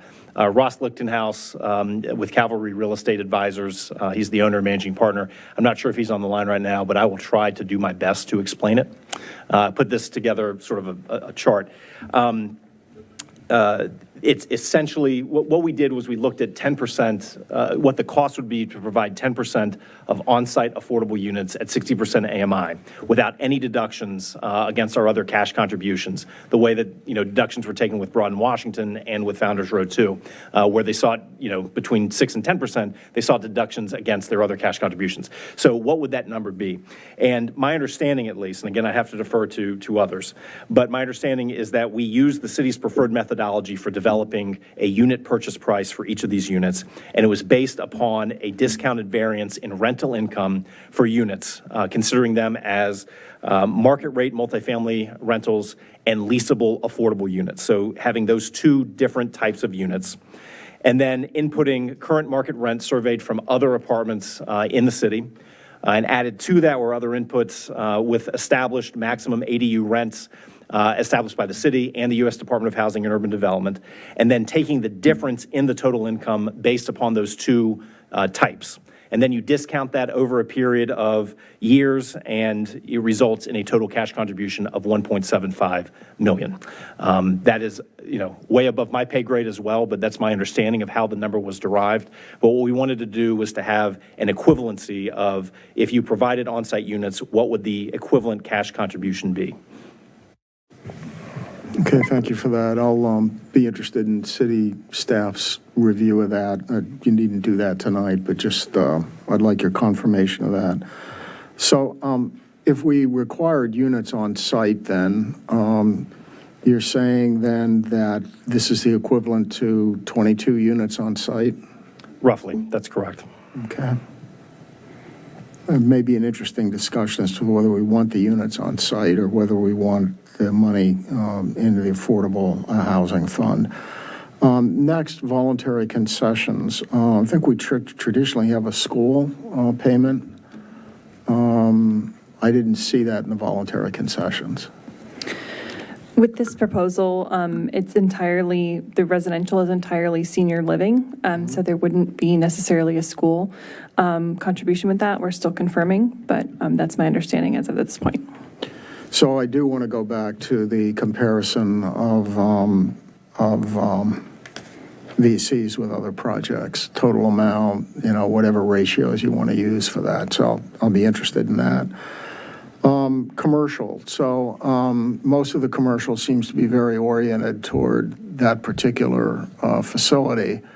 And the current site is what, zoned commercial?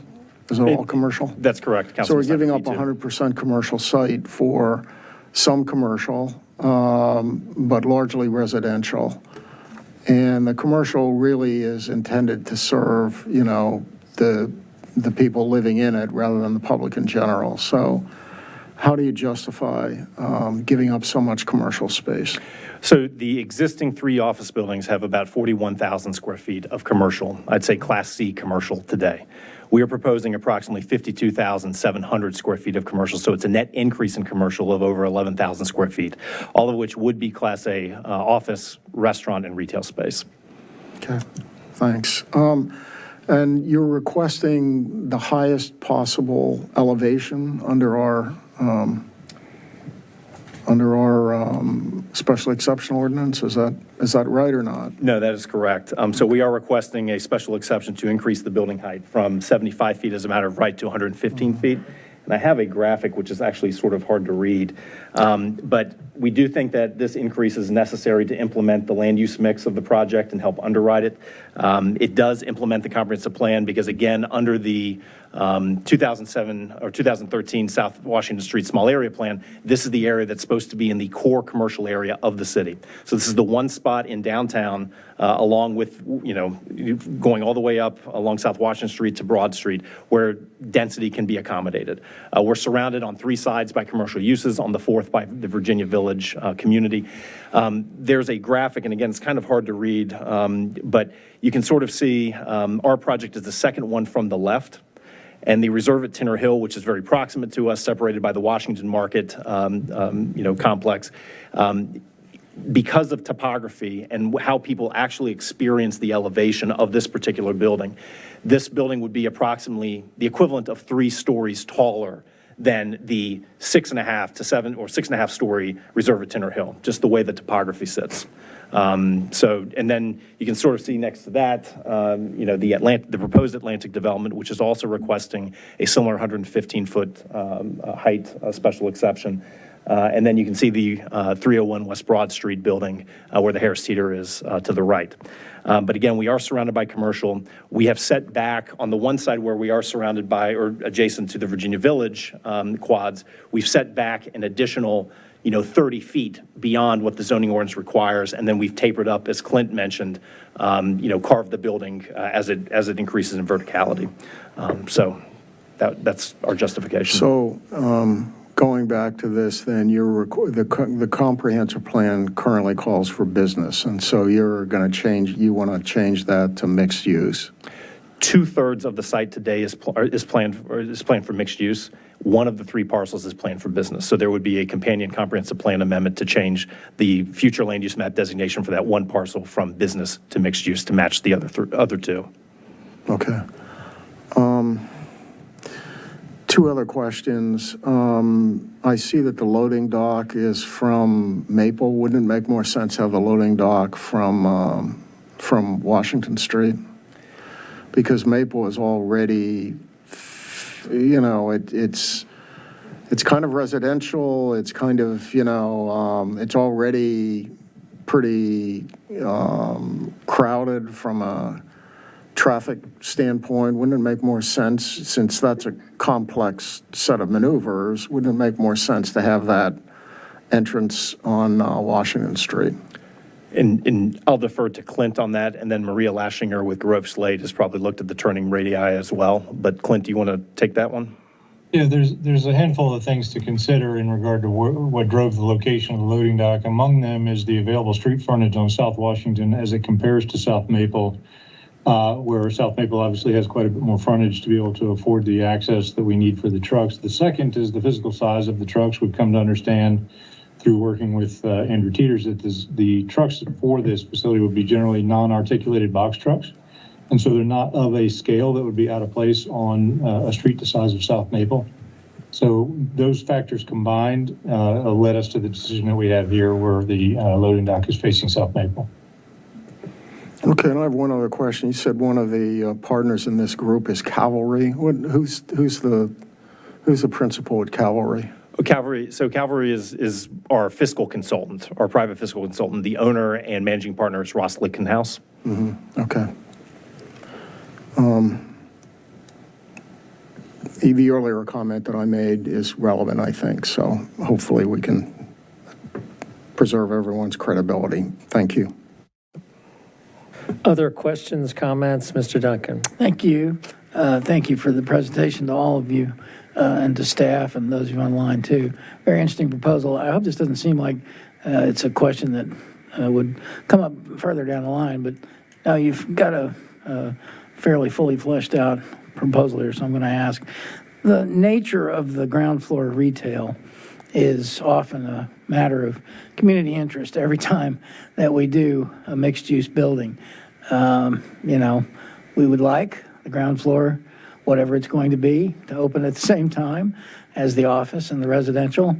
I just wonder if you, at this stage, early though it may be, can give us some indication of what sort of businesses you think might be attracted to your ground floor, which, as you said, fronts onto kind of a pedestrian experience more than a vehicular experience, at least for a good bit of it. And in terms of net fiscal impact, I presume that staff has factored in, rents that are in line with the exposure of the retail storefronts to a pedestrian mall, if you will, a park, call it Rolling Road, and that $900,000 figure factors in, a certain type of use in terms of at least what it would pay. Can anybody just speak to that a little bit tonight? I probably have to defer from staff's perspective to the Economic Development Office, and I don't think they're here with us tonight. I don't think Becky's here, but I can get back to you. Yeah, we have a attachment of the memo from the EDC. Mm-hmm. They provide detailed discussion over there. I think they get the land value from the most recent assessment office.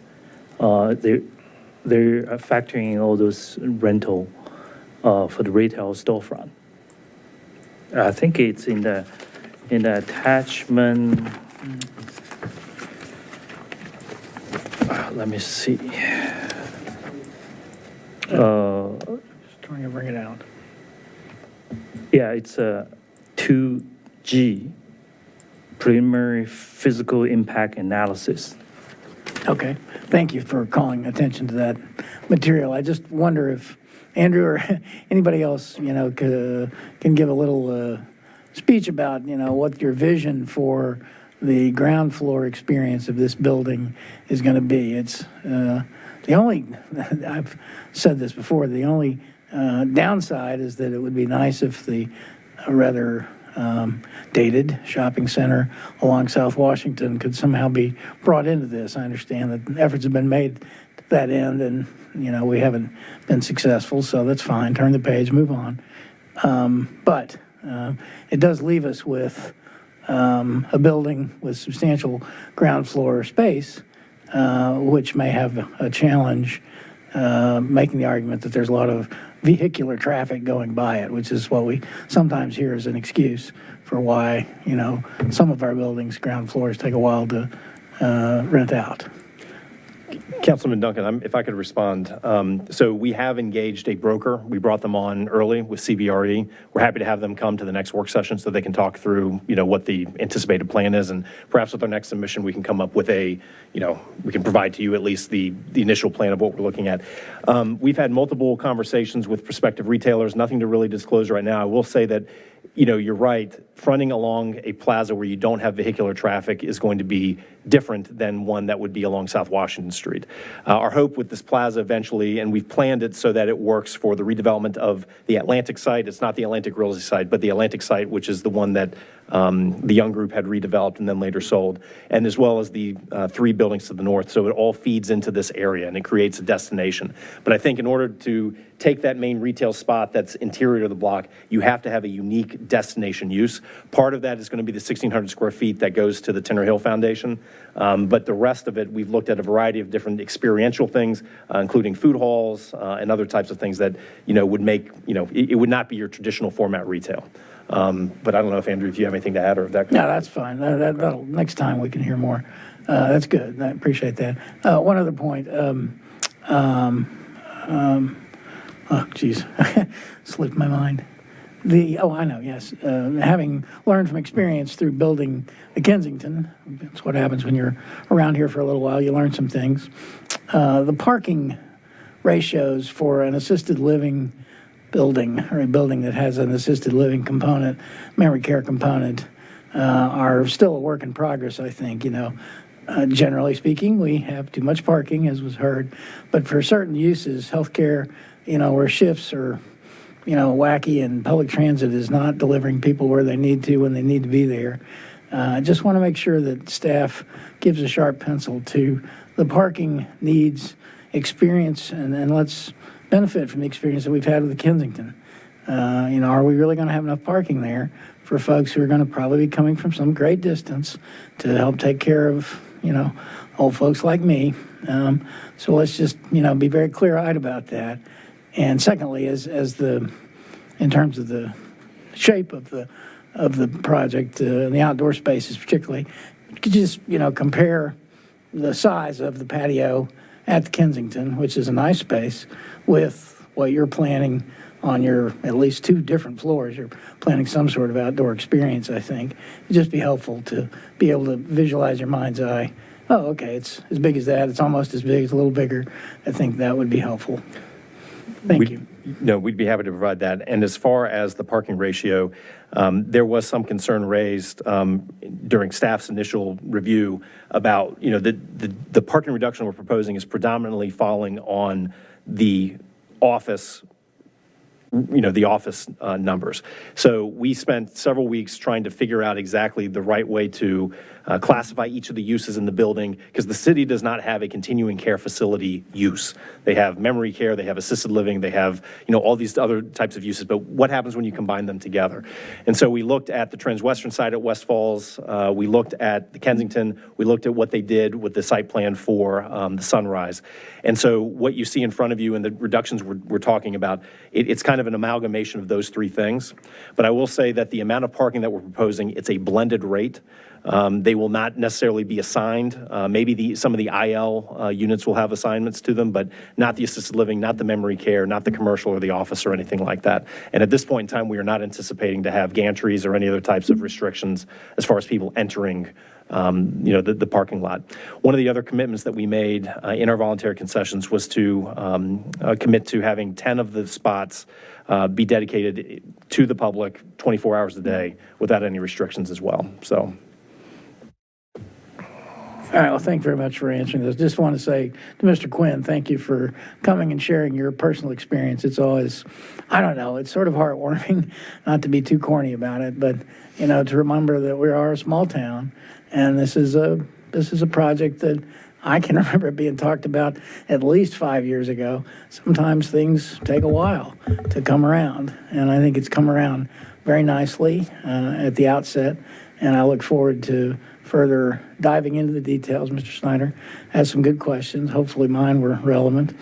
But I very much hope that we could provide another living opportunity for older folks here in the city of Falls Church, because as you said, it's a growing demographic, and by and large, people want to stay here, which speaks well for everybody and everything we do. Thanks. Ms. Hardy? Thank you. Thank you to both staff and the applicant for the presentations tonight. I think, as Phil said, I think 25% of our population is 55 and up and only getting bigger. So it is an important kind of housing form that we're providing here. And your fiscals are certainly very compelling. I think based on staff's analysis, about 485 per acre, whereas on average we've been seeing about 240, so double. So if the numbers are right, that is very impressive numbers. So I'm going to just jump right in. I'll start with the affordable housing contribution. So I don't need you to re-walk me through the analysis. I think I understand it. But as proposed, you're proposing a voluntary concession of $1.7 million in lieu of providing units on site because of the issue of providing continuity of care beyond independent living, correct? Correct. So for the 22 units that I think you quoted, Mr. Snyder, we wouldn't be able to provide them care once they progress past independent living stage. And I think that's the concern that I think we expressed via staff with the West Falls project, and that's why we've accepted cash at that project. Yeah, that's correct. I mean, and Andrew may want to speak to this as well, but a continuing care facility model is really based upon a continuum of accommodation of style and care and services, the cost of which is generally bundled into an amount that an individual pays when they enter a facility or on a monthly basis. And disaggregating the cost of those services from like the accommodation of rents and things like that is very difficult to do. And for that reason, our sister jurisdictions, Arlington County does not have a policy. They usually negotiate that through their community benefits for a cash contribution. Fairfax County has a policy of $3 per square foot. And that's, you stroke that check and that's what you do. And those amounts can be used to, to purchase additional on-site affordable elsewhere in the counties. And so I know that just like how earlier during the budget discussion, we talked about how we don't have enough 30 to 40% deeply affordable units. We also don't have a lot of care for affordable seniors beyond independent living. And so I know that's a gap that staff has identified. I think we have a couple of models today where we essentially take cash at the Kensington and supplement kind of one unit at the Kensington. We take cash and we supplement things at Sunrise and some other facilities in the city. And so I think it's probably worth further discussion of whether we take the 1.7 million, assuming that's the right number we all agree to, and proceed with the Virginia Village acquisitions as proposed, or whether we take some of that and provide care at another senior facility, because I do think that is a gap that we have in the city. And so it's probably worth more discussion at the next turn of this to figure out what that right usage is. Sure. But appreciate the initial conversation on that. Second question, which I think Phil touched on a bit already, is I think given the weird geometry of all the different streets here, where the front door is matters a lot, both for the way the building looks, because obviously you have to look at it from all the sides, but also because we don't want the retail just to be for the people in the building. We want the retail to be accessible to the public. So I do think that the Courtyard Plaza does make it pretty interesting in terms of how people access that. And so at the next time we see this, I would love to see more renderings of what it looks like as a pedestrian coming off of Maple or Washington onto the Courtyard, and whether that just feels too tucked in, because I think we have experience, for example, at the Broadway with that portico retail. Not exactly a direct example, but that hasn't been very successful because it is removed and deeper into off the streetscape. And so I'd hate to create a similar experience there.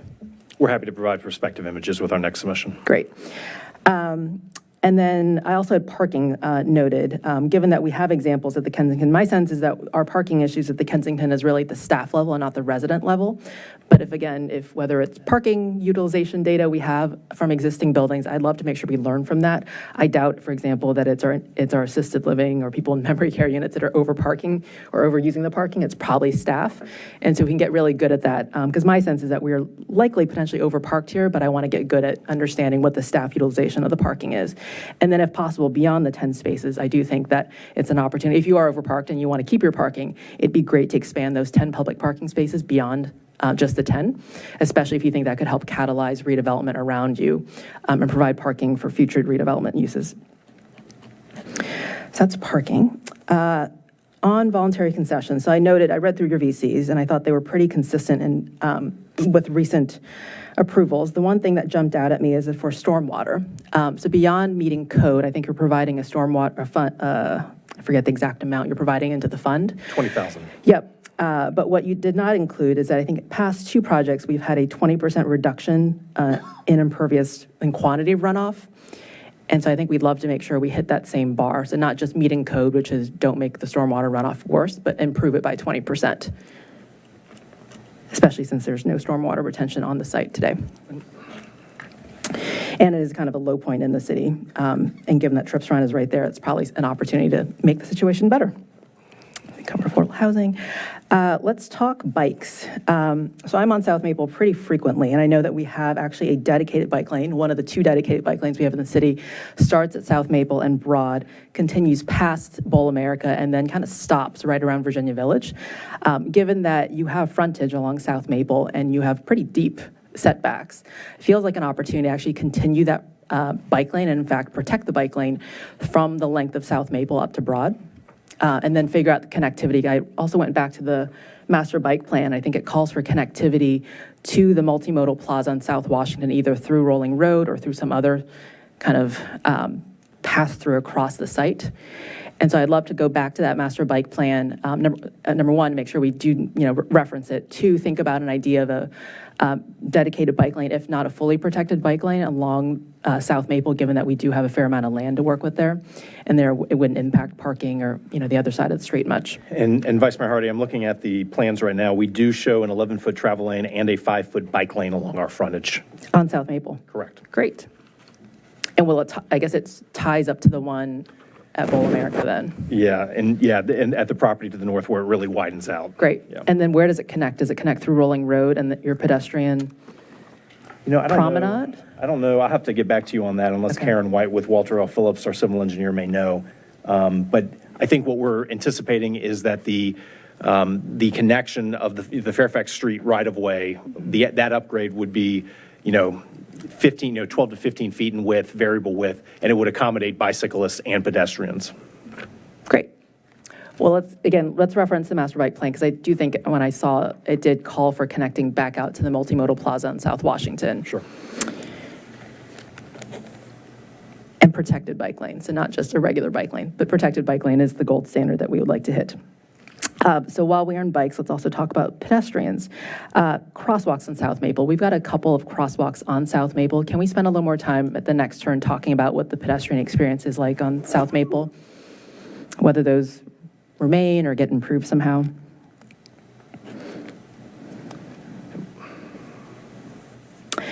And then last question. I want to touch on your really impressive numbers around 65% total open space, 34% landscaped open space, 18% tree canopy. I assume that those numbers include the city land already on Rolling Road, correct? They do not. Oh, they do not? They do not. It is purely the application property. Okay. Can we maybe, is there a previous slide that showed kind of what was private land versus what was city land? Yeah. Back up. Is there a way to kind of overlay the two, essentially show kind of where the land is and where the tree and green spaces are? And we can get a better graphic for you. The lines show very faintly on the rendered site plan, but yeah, I'm happy to walk through those numbers with you if you like.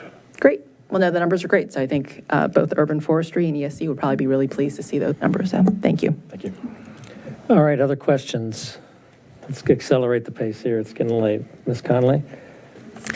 Thank you all for this presentation. Several questions, and I'll go quickly because a lot of them have been covered. This is called the Quinns and Homestretch redevelopment. Is Homestretch involved in staying on this property? So, and Andrew, you may want to chime in on this as well. Homestretch does not require the current amount of office space. They're looking at other office space in the city. They may come back to the site, but in all likelihood, they would not. But aside from being a landowner in this, they are not a part of the development team or anything like that. But Andrew, I don't know if you want to speak to that or. Additionally, they have a very specialized preschool program. So they want to stay in the city. They intend on staying in the city, but it is unlikely they'll be on this property, and just to accommodate their office space as well as the specialized preschool program. But they're hoping to keep that preschool program in the city, in the neighborhood? Correct. Okay.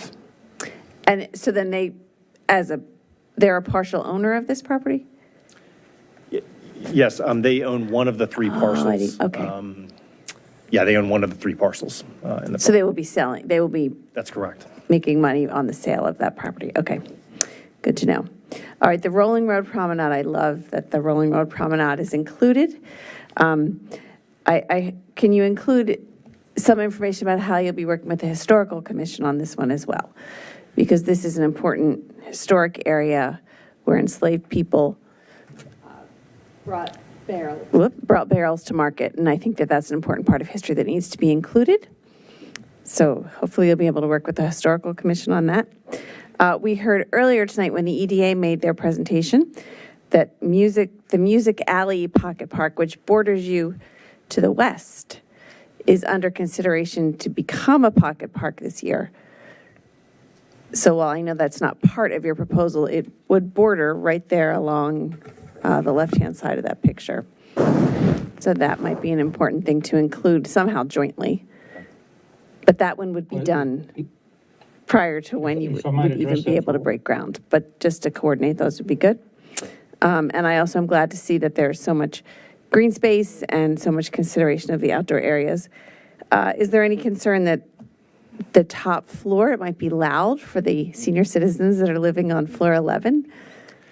We have committed to abide by the city's noise and lighting Okay. ordinances, and I don't have the voluntary concession in front of me right now, but I do believe that we limited the timing of the accessibility of those space, or that space, to say 10 p.m. in the evening. Okay. And I guess the people moving in would know what they're getting into. Correct. And I will also say, too, there are other places that have had rooftop patios. They're used for, any type of amenity, any type of amenity space, outdoor movie nights. We had looked at bringing a food truck up there, which we think would be pretty unique, and be able to utilize that space. That's something that's sort of lacking as a community builder in this section of the city. So, we're exploring all options right now. Okay. And then your area along Maple Avenue that is the fire lane, when it is not being a fire lane, what do you envision that being where it says pedestrian plaza? So that could be used for informal seating areas. It could be used, if the restaurant needs additional space, we could use it for outdoor dining. Those programmatic elements we're still working through at this point. Okay.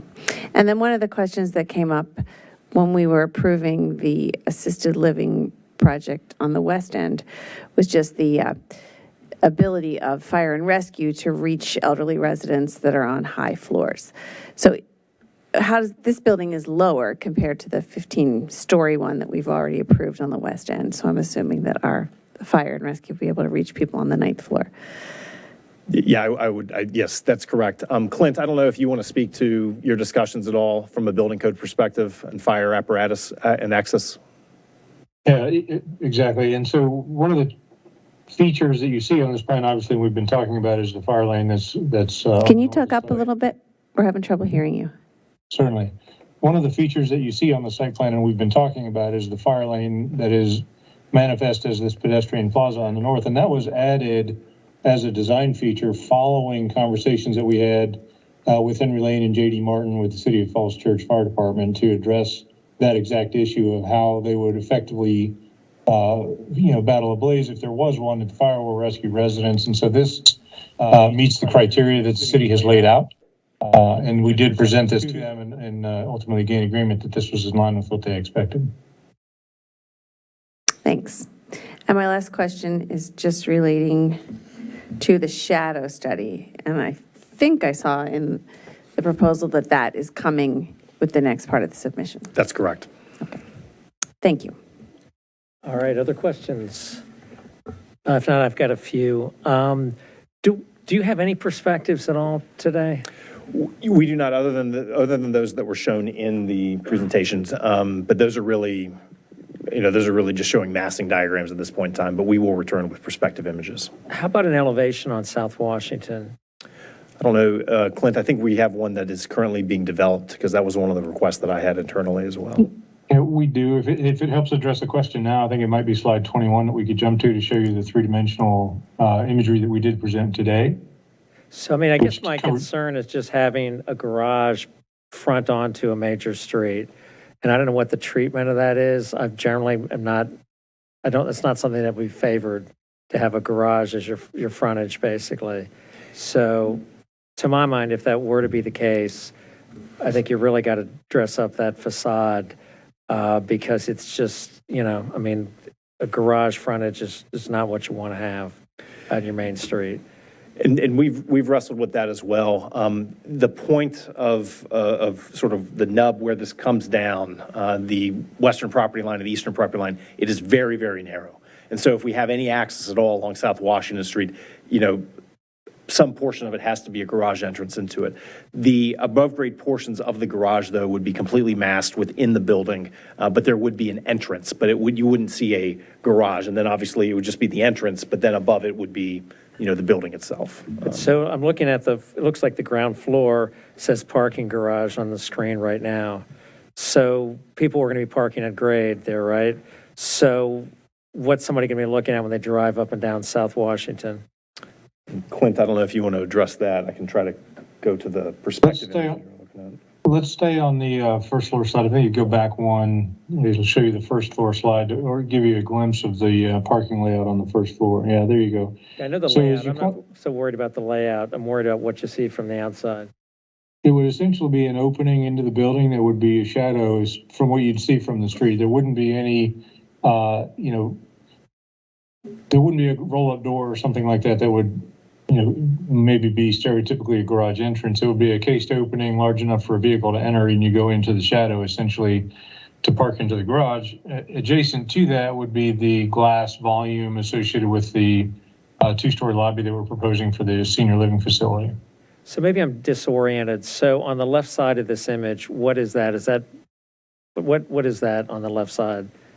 That is the parking area. No, but I'm saying when you go off screen, like what's on the left, to the left of that? Off screen would be the parklet. So I'm looking at the left there. I see a parking garage and I see trees. Then what do I look at next to that? The adjacent private parking lot. The parking lot. Okay. And so South Washington is where? At the bottom of the screen. Running perpendicular to the bottom of the screen. Where it says brick paver sidewalk. Oh, that's South Washington. That's South Washington Street. Okay. And so, okay. So I'm a little disoriented here with the image. I guess I would just say at this point, it's hard for me to kind of visualize this. I would say a couple general thoughts. I'd love to see some perspectives. I understand their work in progress, some elevations as well. I do have some concerns about the retail. I think being buried back there is going to be challenging. I think what actually could work is a restaurant potentially, and I might suggest venting for a restaurant there as well, because maybe someone would want to spill out into that open area for outdoor seating and the like, which I think could work. I think traditional retail, there's not much visibility. When I've seen this previously, it looks kind of to the top of the screen, and again, I'm a little disoriented of what's what, but there seemed like a whole lot of curb cuts and a lot of, I don't know whether it's asphalt or pavers or whatever it is, but I think from a pedestrian's perspective of somebody passing by on Maple, it needs to be tightened up so there's not this big throat of, this is our garage entrance, this is the other entrance. It seemed to me when I looked at this earlier, and I can't really discern from what's in front of me right now how wide that is, but it feels like a really wide curb cut, a really wide opening there, which I think we want to tighten up a little bit. Visually, also just having this kind of have a frontage on Maple, it feels like it's just kind of a weird kind of hodgepodge, which I get. It's an oddly shaped building and it's an oddly shaped lot. But I think those are kind of things that, I think we need to work on some and make sure it all works together. Let me ask on you, it looked like you had something like 34% landscaped area, something like that. Does that include your roofs and the like? The landscaped open space, let me just get to the definitions, is all areas defined as pervious surface landscaped with a combination of trees and shrubs. So, and Karen White, I don't know if you're on, but I believe that would include rooftop space as well. Yeah, I think the landscaped area was real just green space, not green roof, but any like plantings, right? Anything on any level. It's not just ground level. For that, the entirety of the site. I mean, what Right. I'd like to see is maybe a number, just take out the roof, because that's not going to be public. And you may call it publicly accessible. For the most part, nobody's going to show up and go up to the roof, probably, unless they're associated with this facility. I'd be curious to see that number for the ground floor, like what kind of open space, landscape space, tree canopy you have that's taking out the roof and your terraces and other things that are really, to my mind, private areas. I'm kind of having a hard time following all this just because it's hard to visualize for me right now. A lot of the stuff you're doing is really good, right? You got, the fiscals look good on this thing. You've thought about a lot of things. I can't really visualize it that well without some more images, with some perspective, some more elevations. It's hard to kind of put your arms around it. In terms of the, this paper street we're going to use, I saw an easement earlier as part of the application. Is that an easement you're giving, or is that an easement you're wanting the city to give you in some fashion? So we would be placing about 15,000 square feet of property on our site at the ground level under a public access easement. Got it. And then we would, ask permission for the city to be able to upgrade the Fairfax Street right-of-way and then execute a maintenance agreement to take on the maintenance of the off-site improvement on the Fairfax Street right-of-way. Gotcha, but the city would continue to own it. You Correct. wouldn't have an easement except maybe to maintain it. Correct. But not necessarily to use it for part of your development or the like. That's correct. Okay. I'm trying to think of what else. Let me just see if I got some questions here. I think your materials are good, material, masonry, it's good stuff. You're not talking about lesser materials. One thing I might suggest for this location as part of your TDM is a bike share location. You're kind of far from the other bike share, like down the way, and it's the kind of, you can hump up, one to the other. There's not these really broad things. So I think this would be a great location for a bike share facility that you all would proffer as part of your TDM. Let's see what else I've got. Have you spoken to Tinner Hill? I presume you have, about them using your office space? We have. Andrew, you want to speak to that? Yes, we have a executed letter of intent with Tinner Hill Heritage Foundation to, as Andrew mentioned earlier, it's a 10-year term, for no cost except for common area maintenance. Okay, and then 10 years, it would roll over to market? Yeah, we actually have another 5 years with minimal rent and common area maintenance, so it's 15 years. Gotcha, okay. Let's see what else we got here. I think that's it. I feel like I need to see some more images to get my arms around what's really happening. The site plan looks kind of like a lot going on and sort of weird, obtruse angles, which, not something I probably would like say I want to do it this way, but maybe it works when you see it from different angles and perspectives. It's kind of hard to put your arms around it. I would focus on the experience on Maple, which is kind of our internal street. It's not for passerby, but it's really for the folks in Falls Church. And so I would just give some thought to how, that could be integrated in, how that experience would work, and, whether there's wide curb cuts or can we narrow that down and really create an inviting building for that. But there's a lot to like about this. I think you've done a good first cut at this. I'd just like to see some more information, some more visuals as we go forward. We got a couple down the way. Yep, Caroline? Thank you for the time and the details here. I think my only comment is I'd like to ask if, you'd consider that 10% versus 12%, right, for affordable housing contribution, and kind of just think through as I take a look at the grid here that compares VCs. I believe this is 2D. Right, the community benefits, leveraging and just thinking through, 10% versus 12% assumption, right? So matching what we've done with Founders Row too. I think it's great that you've got the open space, but I'm just curious to see how much more you can squeeze to get to that 12% affordable contribution, right? If we change the ratios. Not too much, right? But just changing the ratios for the lot coverage and footprint. I like the 18% tree canopy, and I love the open spaces. So just want to put that out there as kind of a, as an option that I'd love to see if it's even feasible. We can look at that. Mr. Snyder? Yeah. Will the entire building be sprinklered? Yes. Yes. Okay. We've learned that older apartment buildings in other parts of the region weren't, and that costs lives. So this entire building, all floors, will be totally sprinklered? Yes. Okay, thank you very much. Important. All right. Well, listen, this has been very informative. I know we got a ways to go. We still have some more, conversations to be had with us and many others, but good start. Thank you for coming out, and look forward to further conversations with you. Thank you very much for your time. Sure. All right, let's keep trucking and let's get out of here coming up pretty soon. Let's go to our next item. which is a work session on permit fees. Can you do this in 30 seconds, Mr. Shields? So built into the budget is a right-of-way inspector and an additional .75 FTE for a commercial fire inspector. To help cover the cost of these additional positions, we're proposing to bring our fees up to the Arlington County level for both the right-of-way fee and the commercial fire inspection hourly rate. That's a very quick, high-level summary. I'd be happy to answer any questions about these. All right, any questions anyone has?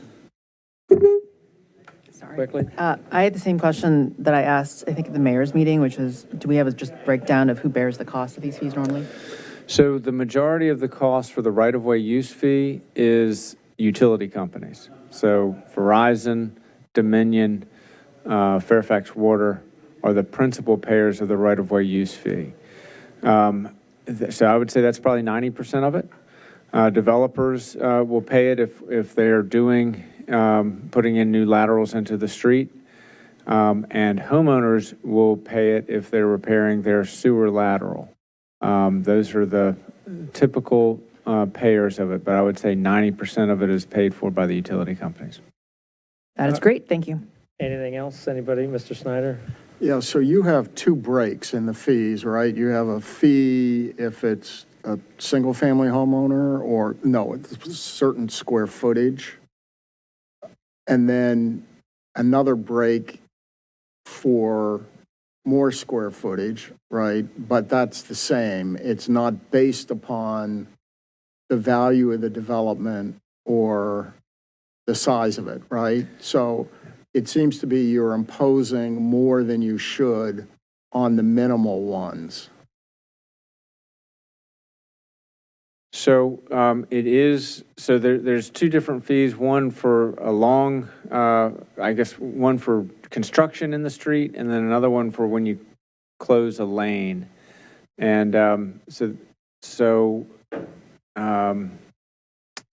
if I could get back with you on that question, just to try to understand it a little bit better, make sure I'm responding correctly. In terms of how that fee is administered. It's not something that I'm very close to, so let me get a little bit more of the sort of the frontline people's, how this fee is I think it was more administered. on the fire fees. We can So follow the up later, commercial but it's- fire inspection fees, one, just, those are all paid for by commercial property owners.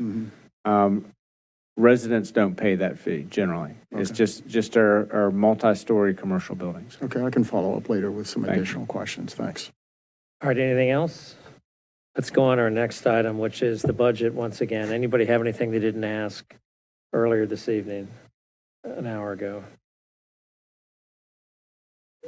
Okay. I'm just looking for those videos online. I can't find them yet.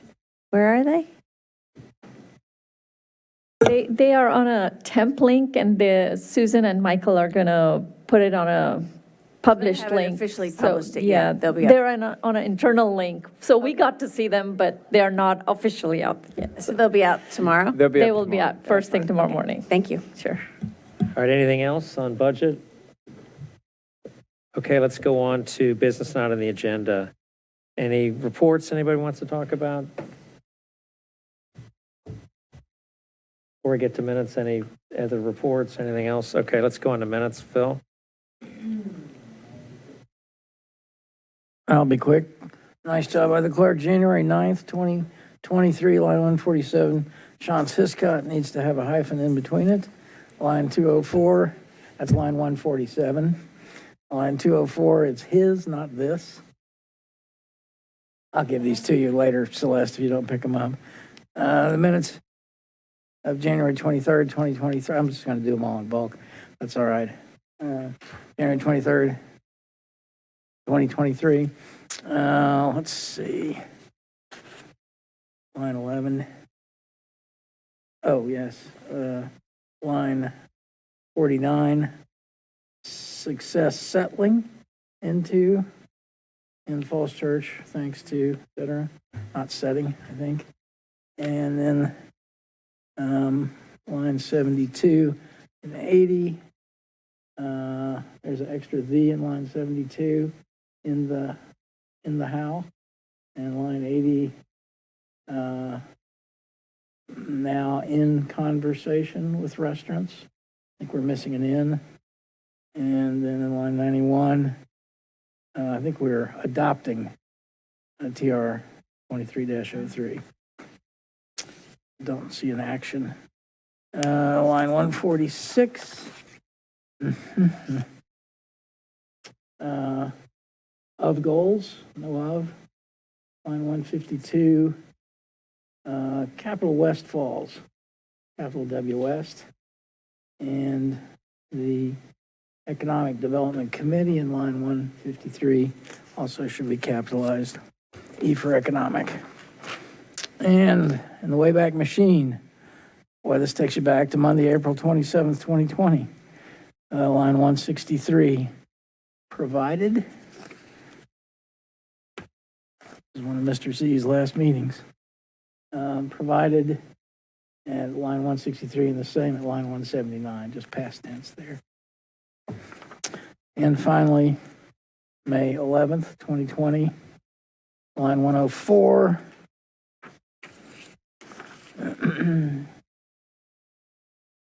Mayor Tarter opened the meeting.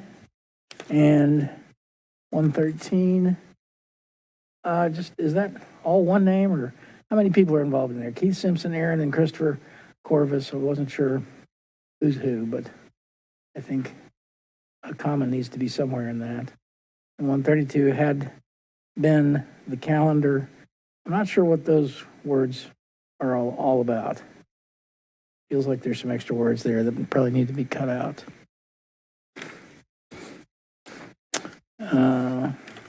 Is that it? Did I already do May 26th? Yes. Well, I didn't find anything on May 26th. I did not find anything on May 26, 2020. Thank you. With those, excellent job taking care of a lot of old business. Yeah, we'll be having some of those older ones come back that we did during the virtual times, so. Yes. So you live on in Falls Church. Yeah. Thanks to the minutes. So with those corrections, I move adoption of the minutes of the meetings of January 9th, 2023, January 23rd, 2023, April 27th, 2020, May 11th, 2020, and May 26th, 2020. All right, do we have a second? Second. And just to ask the city clerk, how many of these really old minutes are yet to be done, and what's the sort of timetable for getting them done? Yeah, we're going to try to hit you with these, at least 3 of them every meeting. So they're sitting there, they're just waiting for review, and but I don't want to overwhelm Mr. Duncan. But we do have to come back and adopt all the minutes from those virtual meetings, because that was sort of the non-essential business back then. So we should be clearing them up. And that's what we're doing. So we have a plan to move forward in clearing them up? Yep, we sure do. Okay. Yeah, so Bill's going to be busy. Yeah, okay, thanks. Sure. All right, do we have a second on this? Second. All right. All in favor? Aye. Opposed? Abstentions? The ayes have it. Before we adjourn, one last thanks to our interim city attorney. Thank you. Very fine job. Much appreciated by all of us, so thank you very much. The crowd goes wild. Yeah. We still got a few minutes. Anyway, all right, listen, unless there's anything else anybody wants to say, let's call it a night and let's adjourn.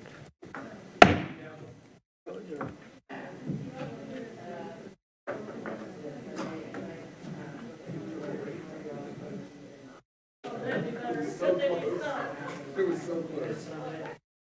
You on Thursday, right?